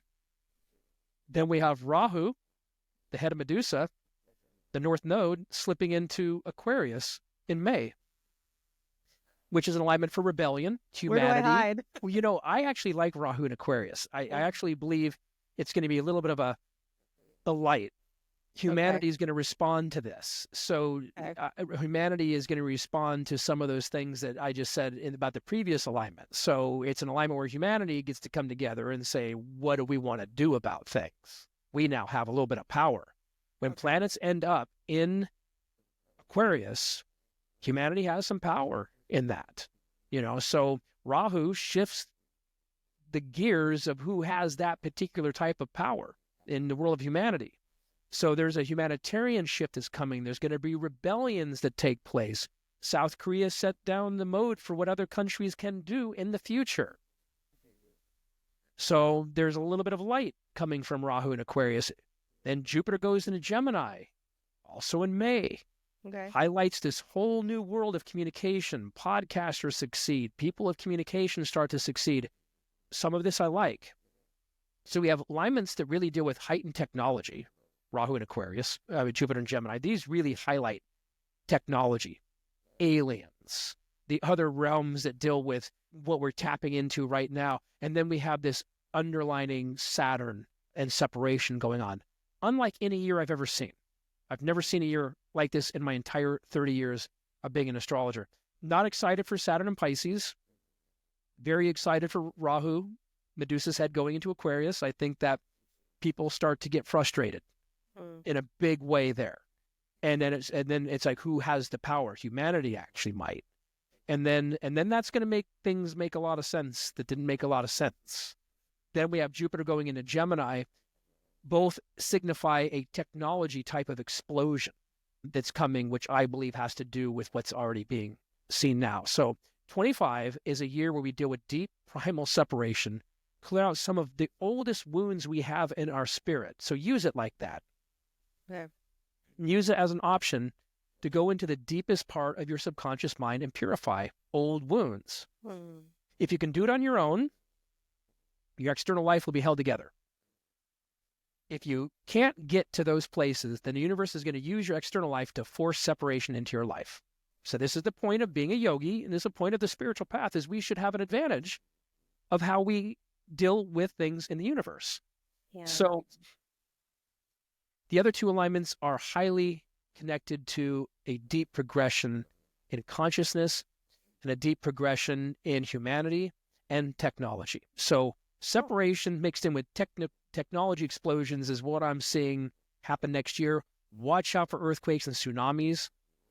Saturn and Pisces. Pisces to me is the sign that deals with earthquakes. I've made almost all my predictions of earthquakes through Pisces, including April eclipses, which produced earthquakes like I said they would, because those were not in Aries, like Western astrology said, they were in Pisces. Well, we now got Saturn going to Pisces. So I'm going to put the tsunami alert out there. I'm going to put the earthquake alert out there. I think we're going to start seeing signs of some pretty rapid transitions on this planet regarding the Earth shaking, because Neptune is the ruler of Pisces. Neptune's nickname is the Earth Shaker. Saturn is getting ready to enter the sign of the Earth Shaker, and so the planet's going to shake, and technology is going to explode, and some deep emotions are going to be needed to purify. Okay, so it's all about the inside work.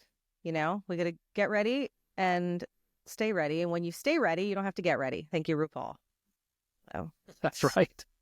She's another one that arrived to deep spiritual conclusions. She's another one. She's another one of those Buddhas out there. Yes. Those entertainer Buddhas that become Buddhas through the entertainment business. She's another one.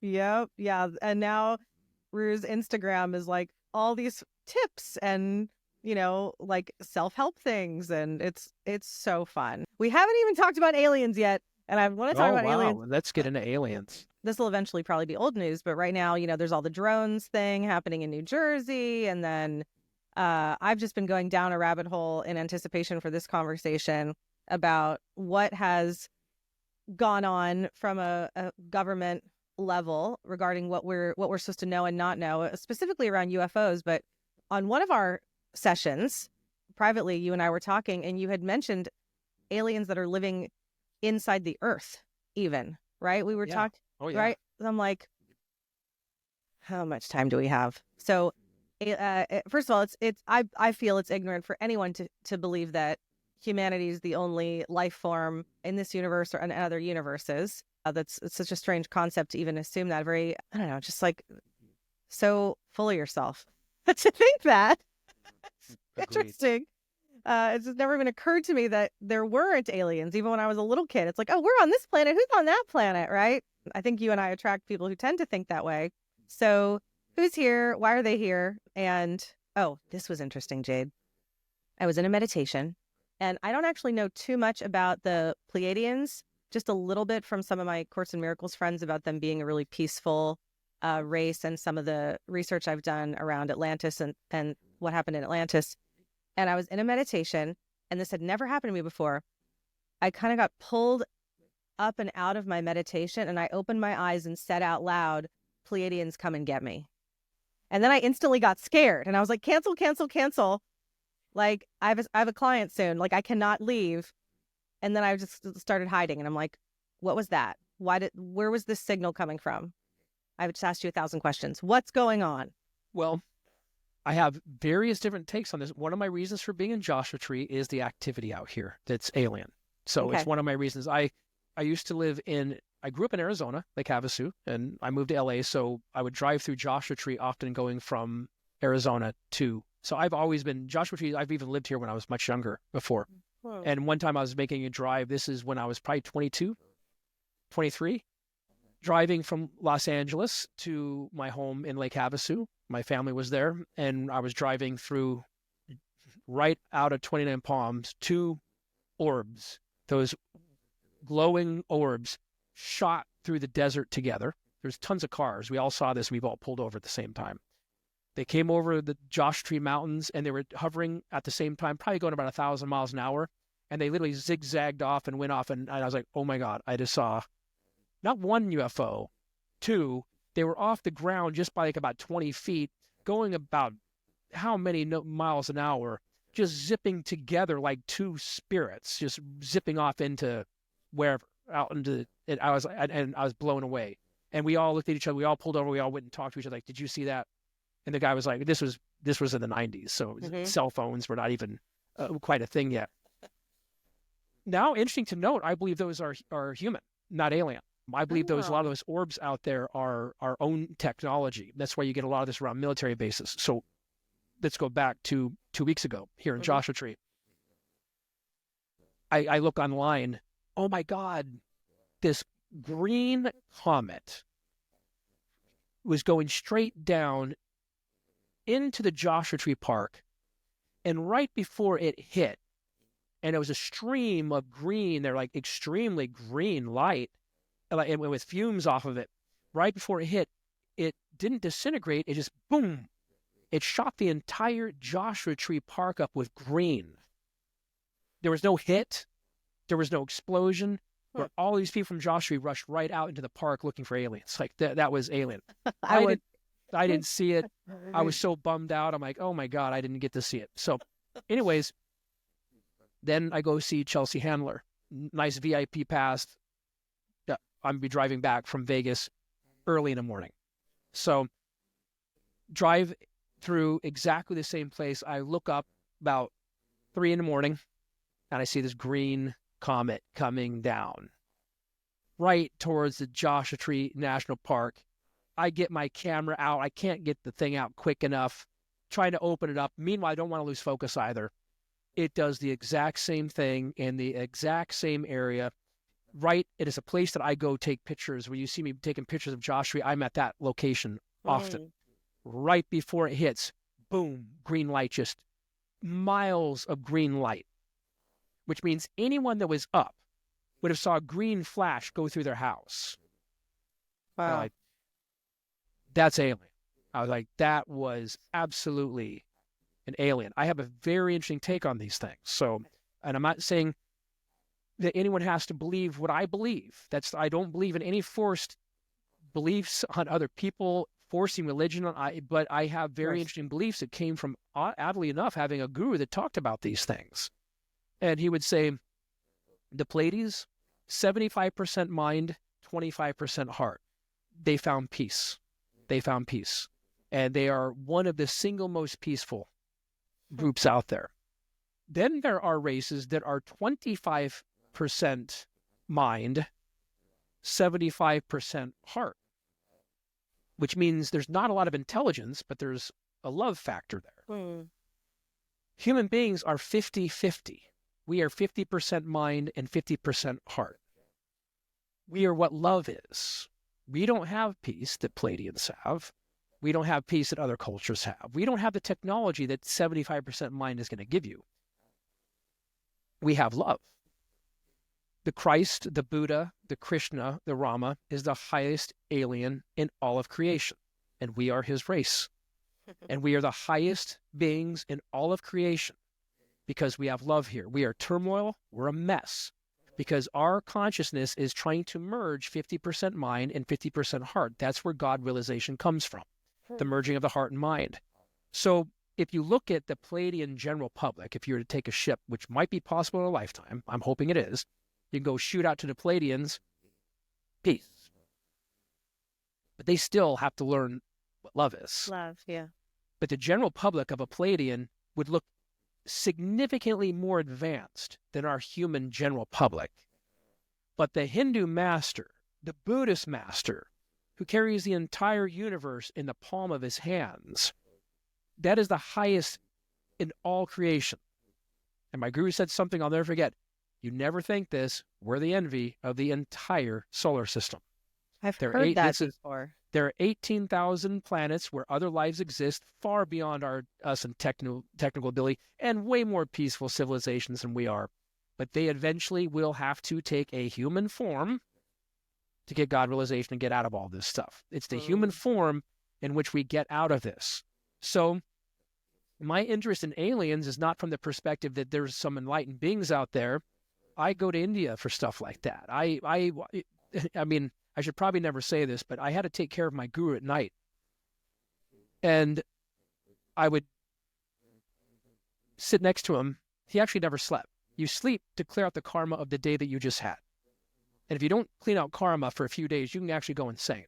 So you have to clear out karma. And when you sleep, your spirit goes into the seventh plane of consciousness and merges into your divine self, and all your guides and all your beings are there. And you have to have that. And then you come back down this body. Guru doesn't have to do that. They're already there. They live in that state. So they act like they're sleeping. Bao would act like he's sleeping. So, but my job was I couldn't sleep. I had to give him tea. If he woke up and needed tea, I was there, here's tea. Sometimes I would go the whole night without any interaction. I'd go to bed often about 5 or 6 in the morning when he'd wake up and start his day. Other people would come in and replace me. There was one time I fell asleep. And I wake up and I look at Bao, and this is not, and he's holding his hand out, and there are planets inside of his hands. There are universes inside of his hands. And he literally closes it the second he saw me open my eyes. He had the entire universe in the palm of his hand. I'm saying that I literally saw stars and I saw universes, he was doing some type of work that he wanted me to see. He knew I was going to wake up and see it. Then he wanted to close it down because Bao would call himself the ultimate potato.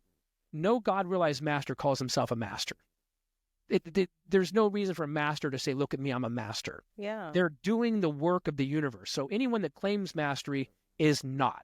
Anyone that's putting the title out there, I'm this so guru, whatever, some of them are high advanced, but they're not God-realized. Bao was an actual master.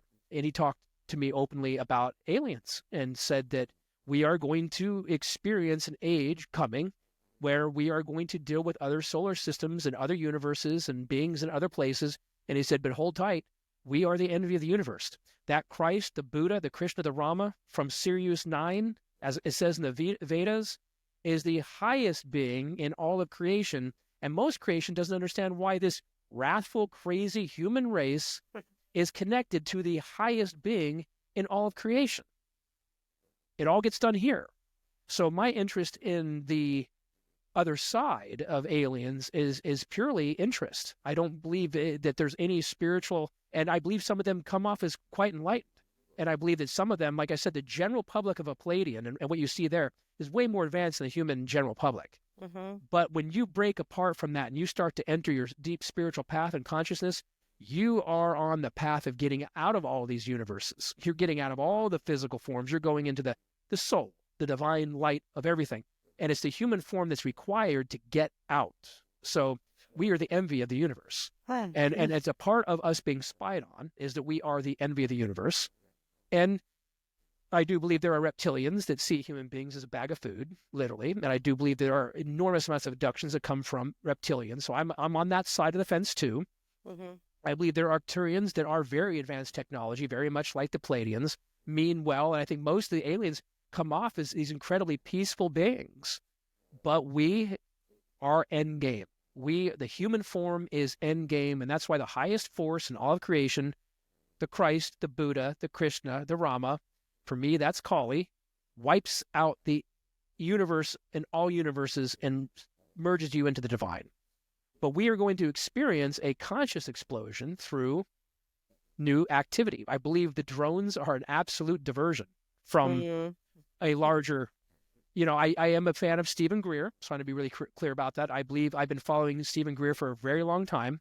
Mm-hmm. And what he is saying, I agree with, is that there is a black government that nobody knows anything about. It's not the deep state. The deep state is corporations, by the way. You're right. Mm-hmm. It's made up to be something dark. It's just corporations. There's a black government that's completely illegal, that no president knows a lot about. Greer talks about this. And they have captured technology from aliens. They have ships. Mm-hmm. They've captured. Wow. Roswell started some of that. And we are now at a phase where we have technology this black government does, which is highly illegal. And they've converted the most advanced people. I'm actually going to say something that makes what Stephen Greer sound relatable, because I think when he speaks, he's so knowledgeable, I often don't know what the hell he's talking about. He says so many things when he's done talking, I'm like, did I actually get what he just said? So I'm going to summarize what he just said the other day. But I've been following this for a long time, so there's not new information from me. So imagine you're a Navy SEAL, but you're extremely intelligent. And you have the government show up. And they say, we're going to open the world of secrets for you. We want to hire you to go work for the government.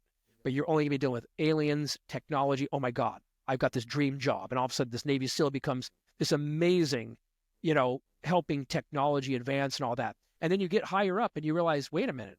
This government I'm working for is illegal. It's not actually a real government. This is like the plot line of Alias with Jennifer Garner. Did you watch that show? No, I did not.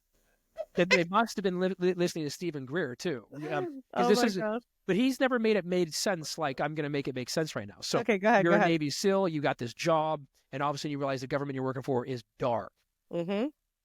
That black government right now, which is malicious, has the power right now that aliens have with not good intentions right now.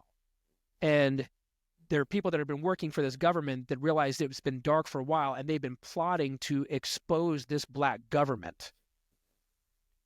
And most of them have died, by the way. Stephen Greer, his life is in danger right now, by the way. He just said that yesterday. Oh, wow. I'm actually in danger right now because they're getting ready to disclose the fact that there is a government that has technology that is so advanced, and they're not a good government. And here's what he said that's kind of scary. Aliens are sick of this black government too right now. Mm-hmm. So aliens are tired of this organization, and they're fearful that this organization is going to use all this technology for all the wrong reasons. So the organization has realized that some of its own people are going to expose them pretty soon. And so they created a drone / orb / man-made experience. So when they come out, we think that they're just a joke. Right, like, look over here, right? Like, oh, yeah, it's like, oh, what are you talking about, drones? No. So this is, according to Greer, which I've been following for a long time, so I do agree with him, is to hide the fact. So when these people come out and say, we are going to disclose, people go, what? We just saw those drones. We just saw, it's like a diversion away from the actual truth. Mm-hmm. And I finally pulled it all together listening to Stephen Greer talk the other day. But I believe him, and I've been listening to him for years. But that's his statement, is that this is a diversion because they're getting ready to tell out, the people are getting ready to tell on the black government. And I never heard Greer say what he said, though. He's more concerned of a war between aliens and that black government. He's never been concerned about that before. And he said there's a part, like he was kind of alluding to, that there's some alien races out there like, F this human race. He's like, we might want to get rid of them. And Greer's never said that stuff. He's starting to say things like that right now. He's always said there's not going to be an alien invasion. They're all peaceful. But he's starting to say, wait a minute. They're kind of saying F you to humans right now. You got our technology, and you're not capable of using it for any of the right reasons. And we might actually want to do something about that. So there's a concern from Greer even that we might be getting ready for a small war between this black government and aliens right here on this planet. And he said that's not going to go well for the black government. This is yesterday that he said this, by the way. Yesterday. Crazy. So we're recording this on December 22nd, 2025. Yeah. It's supposed to happen. The exposing, the people are supposed to do this before January 15th is what he said. Interesting. And so all the drones everywhere are the black government, which they have technology that is equal to aliens, just making certain that there's a complete diversion away from them actually exposing them. And the aliens at the same time are going, we're kind of getting sick of this black government. We might want to get rid of them. So he's saying there could be a small war you see take place between real aliens and these drones you see. Some of them are real. Some of them are cheap man-made drones. Some of them are really advanced. But he says what you see right there is all human-made from the technology that we have stolen from aliens. And he said, but the aliens are getting ready to respond to all of that. Okay, so for people who are not familiar with Stephen Greer, and I've watched some of his stuff, and I think I missed it, but he was like taking people out into the desert to do something, I think in June or... He's a meditative teacher too, meditation teacher. Yeah, he's been out here in Joshua Tree, and he believes, again, this is a landing zone for a very specific group of aliens. He believes Giant Rock is out in Joshua Tree. That's right. Yeah. And I think it was this summer. And I was like, by the time I saw it, it had already sold out, or I just missed it. And I was like, man, that would have been really fun to go do that in Joshua Tree. But so the average person who's not as maybe curious, fascinated, or open-minded to these conversations as we are would say, well, how does Stephen know this? Is he talking to the aliens? How does he have this information? He's a whistleblower. He was actually there. He is one of the last remaining live whistleblowers. Means he worked for this government, for one period at a time and got out of it early and has remained connected to people in it. And so he's been a voice outside of there, communicating with people in that black government that want out of it. And if you get out of it, you die. I mean, Philip Schneider, he was someone in 1995 came out and said there was a battle in Dulce between his people and gray aliens, and they literally wiped his group out. It's called the Battle of Dulce. You read it, it's crazy. It's a story about somebody who's hired by the government to drill underground tunnels and bumped into some underground base where there were alien grays, and a battle took place between his group and the alien. And the aliens, he said they had rays where they just touched their heart chakra and rays came out and shot every single one of them. Oh and my wiped God. and now Philip Schneider had his fingers cut and was gutted by so he was put back to life in hospital. When he came out, because his life was in danger, he said, I'm going to give one seminar about what I know now. And he died right after that seminar. He even said before the seminar was over, he said, I'm not suicidal. I have kids. My motivation now is to expose this government that exists out there and what they're doing. And he said, I only live for that reason. He said, but my life is in danger. If I show up as a suicide, it's not a suicide. I was actually murdered. He registered as a suicide a week after that seminar. And you can see his seminar online, and he talks about the alien grays and the war that he had with them. And he ended up being given technology by the black government about the technology they had. He literally shows on the seminar, he holds this little tiny piece, like a little tiny rock. He said, but it weighs hundreds of pounds. And he's like picking up, and he throws it on the ground. It's a little tiny rock, and it literally almost shatters the ground. And it's a little kind of rock. And so he shows, but I've been following this stuff for a long time, but from a perspective of interest, as I do hold to what my guru said, I really do believe the human form is the form in which we leave this entire existence of universes. Whew.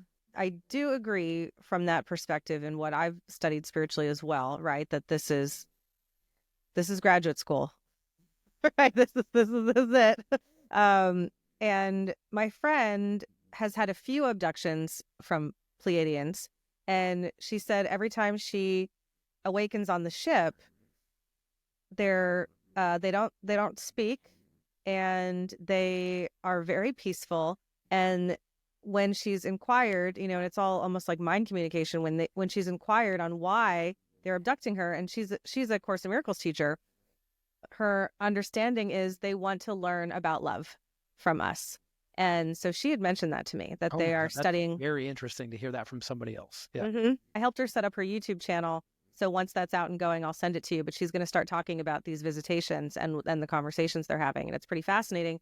And Gary Renard, who was just on my podcast that aired this week, he has a couple books. One of them is The Disappearance of the Universe. And he has traveled on a Pleiadian ship as well. So he talks a little bit about a very similar thing, that they're here to learn love from us and that they're a very peaceful race. So really fascinating. I'm excited to hear that other people have come to that conclusion. I only heard my teacher say that. Mm-hmm. Yeah. Yeah. I'm happy to connect you guys. She's an amazing woman. Very, very kind woman. So it's interesting you say that about the gray aliens. And I've all my friends and my husband know this. I have this weird superstition. I don't have any pictures of those gray alien heads in my house. And even as like a high schooler, when like X-Files was out and it was so cool and I was kind of goth, and I'm like, no alien stuff, right? And I'm like, I just have a feeling that they're going to come and get me, or someone's going to get me, or someone's going to fight me, or someone's going to kill me. And I'm not afraid of this stuff, and I'm not paranoid, but I just don't want any symbolism of the gray alien face in my home. So maybe that's where it comes from. Maybe I got in a fight with one in a last life. I don't know. And there's an interesting conspiracy that some of their, I have a job where I deal with conspiracies all day long, and I'm highly skeptical of conspiracies, especially political ones. I don't invest in myself in any political type of conspiracies. I believe they're completely set up by the government to create separation. So I don't get involved if it's red or blue and it's a conspiracy. I'm not interested in it. I don't believe in it. But there are some that I hear. I heard that from a group years ago, like maybe 20 years ago, which I still give readings to this organization today. They believe that the alien gray is the human being after the Third World War. I've heard that as well. That it's like future us. They want their old bodies back. The human body was far more useful than the body they have now, which is filled with radiation from a Third World War. And that they have been trying to time travel back into the world we're in now to try to find ways to get out of that Third World War that produces their bodies looking the way that they do. Now, they had said things a long time ago.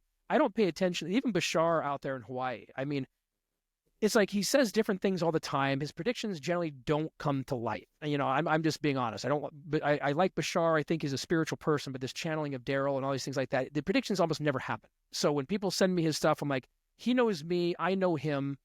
He talks about his predictions all the time. So I'm skeptical. But there are these group of people that believe that the alien grays are humans. It's quite fascinating. They believe that right now their take on all this drone activity is they are getting ready to try to divert the planet from a third world war that's getting ready to start under the administration that is currently moving into office. And so I'm not saying I believe that. They believe that. And so they believe they've been traveling through time trying to stop Donald Trump from creating a third world war, which they think he's going to do. What is so bizarre about that is Donald Trump in the 90s is in the New Yorker magazine saying, why do I keep having dreams where time travelers come trying to kill me? Donald Trump has said that in the 90s, that he consistently has dreams of time travelers where he's running down New York and time travelers are trying to kill him. He said it himself in the New Yorker magazine in the 90s. So there is a match with time travelers trying to stop this current administration from creating the third nuclear war. And I find that quite fascinating. And what those people believed that's why Donald Trump would be unstoppable to get into that. And one of them, because they know what I predicted, they contacted me before. They said, no, Trump is going to slide right in there. So their predictions are still kind of happening, and they believe that they're trying to avert a third world war right now. And they believe that all these drones right now are all trying to be a part of a larger scheme. They don't believe in Stephen Greer. They don't, which I do. So I'm not in the belief that what I'm saying here right now, I believe in what Stephen Greer said. They believe that this is all getting ready for them to try to stop a nuclear war, which starts with a nuclear bomb in the United States going off, giving this country full reign to start nuking other countries and taking over other places. That's what they believe. And they believe it strongly. And they told me, they said, no, when they were talking about Kamala's chart versus Trump's chart, they were like, no, it's not about that. There's a fate here. He's going to walk right in there. And so far they're going, and these drones, they're like, here we go. They're like, this is now getting ready to get started. But all this stuff is whether I agree with what I said earlier with Greer. That's my take on this, that there's a black government out there and they're getting ready to be exposed, because I believe Greer has shown enough evidence to prove his case. But one way or the other, it's all coming to a head in 2025. You know, I'm very open. I'm not political. I think very similar to you. Yeah. And I'm very liberal. I'm not a fan of Donald Trump. I didn't vote for him. That is what it is. But I have heard people say in, having conversations about, well, what's going to happen in the next 4 years? Maybe it won't be so bad. People have said, he really, to a certain degree, avoided World War III previously. He took action to make sure we didn't get into that war, and he doesn't want that. So how does that, not that we know what's going on in that guy's head, but, how does that play into this? Well, maybe he doesn't even have that much control. That I don't, I've heard remnants of that he's avoided wars and things of that nature. Well, the great thing is we get to see, we are right there in it now. So there's no more speculation. These drones either are, what Greer said, they're a diversion to try to make it so when the people come out in the open about the black government, people don't believe them. They just believe they're talking about drones, not aliens. And that kind of seems, or we get these other things. It's a realm that I'm not an expert in. I'm an astrologer. But I'm so fascinated by the subject. I partially live in Joshua Tree for that reason. That's so fun. Yeah. In all of these UFO videos I've been watching, and, the journalists that have been really campaigning for this to be an official part of government, which it sort of became in 2018, it's really for airline safety. That there were almost 6,000 cases in a short period of time of pilots having to all of a sudden, dive and turn around, and some passengers are injured, and sometimes a lot of times it's military pilots from all over the world. And because these spaceships kind of come out of nowhere, and pilots report it, and it's never really been mainstream, not officially government documented. So they're pushing it forward as a safety issue. for transportation authorities and all these other things for airlines. And I think that's a fair argument. But Yeah, why wouldn't the government just say it?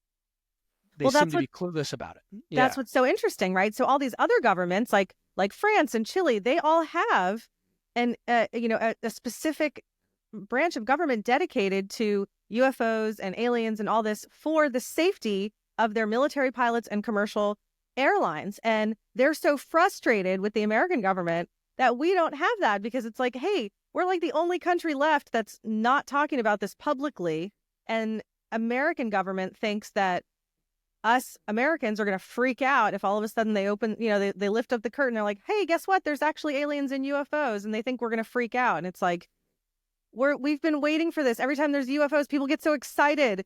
It's like, that's you. And that's I do work with, I think that they're going off in Roswell, that when they found those aliens, the Roswell crash, that 8 people that saw the aliens went mentally insane. And they've been basing it off of that the idea of the planet, we want that. an alien could walk into my house and I'd cook it food. Say, what do you want? Let's talk. I mean, I want to go to another planet. I mean, I make the joke all the time. It's like, I'd love to go give readings on, Sirius 9. Yeah. Supposedly that's a really high level place that even Krishna would reside spiritually in Sirius 9. And I'd like to see what that looks like. I'd love that to be the world that we can just transport to another place and go to another planet. I'd be first on board for stuff like that. But the great news is we're right there right now. So I believe whatever is going on with this drone stuff is going to be revealed relatively soon. I have Greer saying that, there could be, I've never heard Greer say ever that we could have a battle with aliens. He always said, no, there's a fake battle of aliens coming, and the government, I've never heard him say a little bit worried, they're kind of getting sick of this black government here. They're kind of getting tired of it. And that black government now has significant power as they've been able to duplicate these things. So that would be an actual real war. They wouldn't be just them aliens wiping us out. It'd actually be real war. Which race of aliens is that? I don't know. He does not say that. And that I listened carefully. Dana Carvey, these two, I can't remember their names. I'll have to send it to you. He went on a funny podcast. I watched it trying to pull out every single bit of information I could. Most of it I just gave you right now. But I had to interpret it to even present it. Greer speaks so advanced that most of the time he's done talking, I'm like, do I really know what he's talking about? I think so, but I don't know. I have to go put it together myself. But we'll see. We're here now. This is going on right now. And supposedly there's a lot going to happen in the next couple of weeks around this stuff. So if we go through the next few weeks and nothing happens and just nothing, we still have these drones driving around and certain things haven't actually happened, my opinion about it could change. Sure, that's fair. What I saw the other night in Joshua Tree, that was alien. There was no way. It felt alien. It felt conscious. I don't believe there's no drone that could do that. The things that we saw here in Joshua Tree in the last couple of weeks, there's no drones out here that I could do with that, what I saw. I trust you. And you have such a great intuition. And that's one of the most fun parts about getting readings with you, is your intuition coming through so strong. Thank you. Oh, you're welcome. My mother was also very, very intuitive and very connected in a lot of ways, and she was fascinated by all this stuff. And she had told me her and my dad were on a date early on, and she had said it would be really cool to see an alien ship right now. And she swears one appeared on the road right in front of her, just like a big light orb. And then within a few seconds, it went away. And my dad saw it too. It's like, how fascinating, that we're not disconnected. I wonder what kind of astrology aliens use. When I saw that picture of Mars, on Mars, where they took a picture of Earth in the zodiac belt from Mars perspective, you could tell us how auspicious Earth was as a planet. You could feel that if we were on Mars, which, by the way, the Vedas say that we were on Mars, and that we created some experiment that accidentally wiped out Mars, and Narasimha, the lion-faced god, was God on Mars. He was what we saw God. It was the Hindu Narasimha. And that's interesting. That face on Mars kind of looks like a lion. So A few people got off of Mars. We had technology. A few, like many ships, got off and landed on the moon. Came down to check out Earth, but there were dinosaurs and monsters down here, so we went back to the moon, and we actually pushed the comet here on this Earth to wipe out the dinosaurs, and then came and took the Earth over. That is in some obscure Vedas, that we actually were responsible consciously of hitting this Earth with a meteorite to wipe out the dinosaurs so we could actually move here from Mars and start a new race all over again.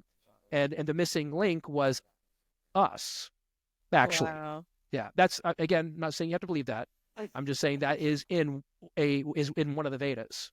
Well, Yeah. interesting. As my mother died when I was 12 years old, so I had a brief amount of time to ask her all the questions, and I was a curious little kid. And my best friend grew up Methodist. She's not Methodist anymore.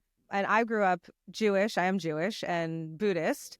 And I said to my mother, look, I'm learning all this stuff about what Anne is doing in her Methodist church, because I went with her to Sunday school just to be able to hang out with her more. And I know, mostly what the Jews believe, and I know quite a bit about Buddhism as a philosophy. I was like, I can't put it together, Mom. Where did people come from? And she said, we came from another planet that blew itself up, and we needed a place to go. And she said that to me when I was like 5 years old. And so I just grew up believing that. And so it's really nice to hear you say powerful. it. Right? That's actually really powerful. That is a summarization of an Indian Vedic text. It's an old one. Wow. This one's not used very much, but it is in there that we came here from Mars and we stationed ourselves on the moon for a very short period of time, and realized we couldn't inhabit this place because the monsters down here, they use the word monsters, were too significant. Oh, yeah. So they actually hit the Earth with a comet that we created ourselves so we could come and start building a life here. The only other conversation I've heard similar to this, there's a woman who's a QHHT hypnotherapy professional, and she does a lot with aliens. Her name is Sarah Breskman Cosme. Have you heard of her? No. She's so you can go to her YouTube channel. And she has a lot of different books. And one of her books is called A Hypnotist's Journey to Atlantis. And it was kind of this phenomenon. She got her QHHT certifications from Dolores Cannon. And I'd love to have her on the show one day. Her clients just started coming out of the blue, having lifetimes in Atlantis. So they gave her all this information about Atlantis, what happened to Atlantis, how human beings came to this planet, and which race they were, and all this stuff. And it's pretty interesting if you give that one a read. Well, Atlantis was not just a location. It was an era on this Earth. Mm-hmm.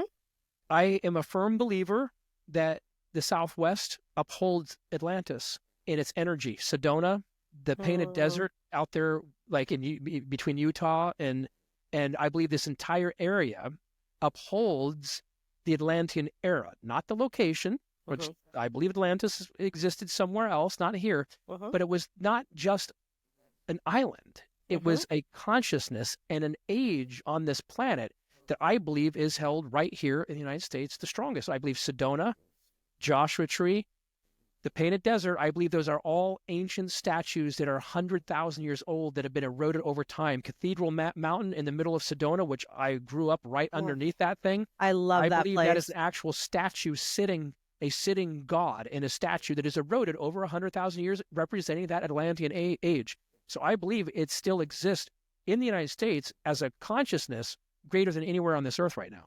And that's why I think there's so many of us drawn to that Atlantean era. I was told a crazy story. I might have said this, I don't like stories that are very overly ambitious about spirituality, but this is the truth.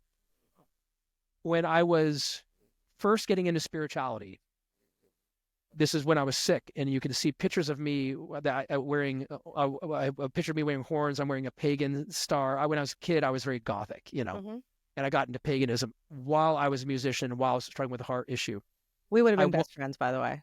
Yeah, yes, 100%. And so I walked into this center in Phoenix, Arizona. And it's my first time I'd ever, because I had to clear out Mormonism and Christianity and beliefs that were around so walking into a pagan store for me at the age of 17 was a really big deal, wearing this big pagan 5-pointed star.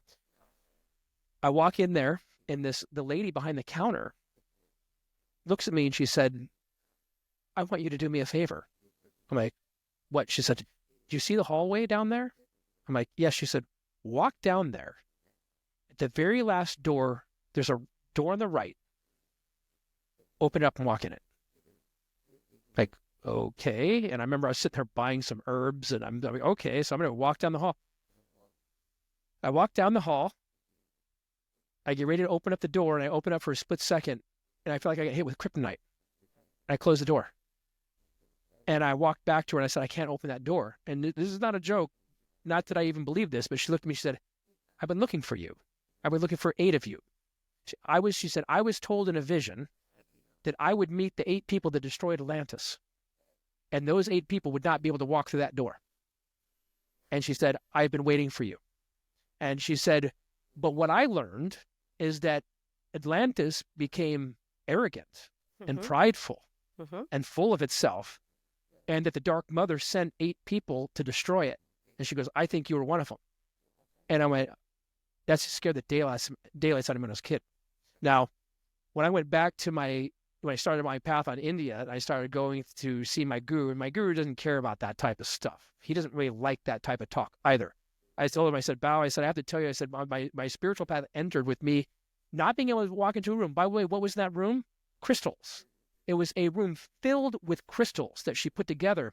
And supposedly the 8 people would have a repulsion towards crystals. I do. I'm onyx, blue sapphire, jasper, red coral.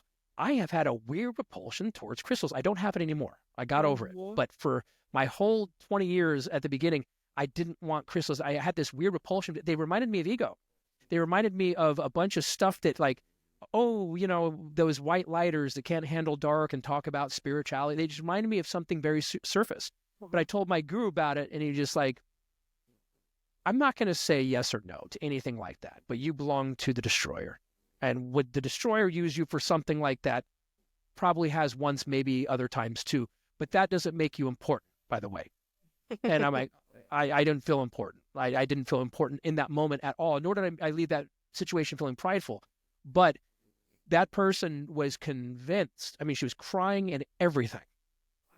She's like, I've been waiting for the 8 of you. And she says, I have to resolve something myself by meeting you. I've called for you guys to come in here. You're the first one out of the 8 that she was waiting for 7 others to walk through that and not be able to get through that door so she could resolve some past life thing she was doing in regression. And she needed it. But nevertheless, whether that was true or not is irrelevant to me. I don't really care. I do believe I represented that force for her, though. I do, because she got some big cleaning out from just meeting me going, that made her story 100% real. Yeah. Okay, well, you have to read this book, The Hypnotist's Journey to Atlantis, because it talks about the small group of people who did blow up Atlantis, all the way down to the one person who kind of triggered it to make it go boom. It's all connected to these red crystals that were in the ocean and that they were using for this really high level technology. And it is said that a lot of these, and especially where Atlantis is theorized to have been, that a lot of these red crystals are still in the Atlantic Ocean, a lot of them near the Keys, the Florida Keys, the islands, things like that. It's very fascinating, Jade. And I, in some of my past life memories, in dreams and in meditation, I've seen myself in Lemuria, which is connected to Atlantis. And the Lemurians were much more earthy, not into the technology, kind of like the hippie version of the people who were, taking over Atlantis. And so it wasn't cute, all the different things that happened, but I have always been drawn to Lemurian quartz and Lemurian crystal, even when I didn't know what it was. I would seek it out and find it. So, our life. I believe that the people that are really genuinely connected to that are out here in the United States. That I do believe. That's I'm not saying it's real. I'm just saying that I believe that the Atlanteans that played a huge role in that era, because I have to take it away from it being a location. It was an era. And it's still that era you can tap into. You don't need Atlantis. It's an era, and I believe that the Southwest of the United States upholds it. And I believe all the Painted Desert are all ancient statues that, and in Sedona, I believe these are all ancient statues that eroded over hundreds of thousands of years. Yeah. Well, yeah, and to your point, it was that part of the islands where the explosion took place. Yeah. In this book, and also in the book, these hypnotherapy patients, clients, all consistently, and they don't know each other. They're all consistently talking about these different portals. And a lot of them, when you go through the portal, even now, you're in the West. A lot of them take you to different places in California, God, especially. that's amazing. I had no idea. That's just a feeling I have. Yeah. When I go through You the gotta Painted read the Desert, book. when I'm in Sedona, I'm like, I just get a feeling that the Atlantean era, not location, is upheld right here in the Southwest. That's possible. I don't remember anything specific about Sedona, but I think there is something in there. But I love Cathedral Rock. Out of all the different rocks in Sedona and mountains in Sedona, that's my favorite one. I have climbed it. I have actually stayed the night on it with my wow. dad. My dad, he ran the Forest Service in Sedona in the 1980s and had that house right underneath and it was I grew up looking at that. Yeah. That's amazing. So special. Oh my gosh. Well, I think we've done it. Amazing. Amazing. I think we've done it, my friend. You are such a joy in my life. And I hope one day we get to meet and hug and go on a hike in your beautiful desert. Oh, I think we will. I absolutely think that we will. I think we will too. Okay, Thank darling. you so much for having me on your show. It is so much fun. You're welcome. It is. I always have a great time with you. Is there anything else, any other words of wisdom you want to impart the audience with? Get ready for an incredibly transformative 25. It is going to be like watching a movie, in my opinion. I think that things that are going to transpire next year are highly elevating, kind of deep. There's some dark in there, but I think we leave more conscious, more awake, more empowered, and I'm looking forward to this year. All right. Then me too. I believe you. Whew. All right, here we go. Thank you, my friend. I will see you soon. I'll be looking forward to it. Thanks for the invite. You're welcome, love.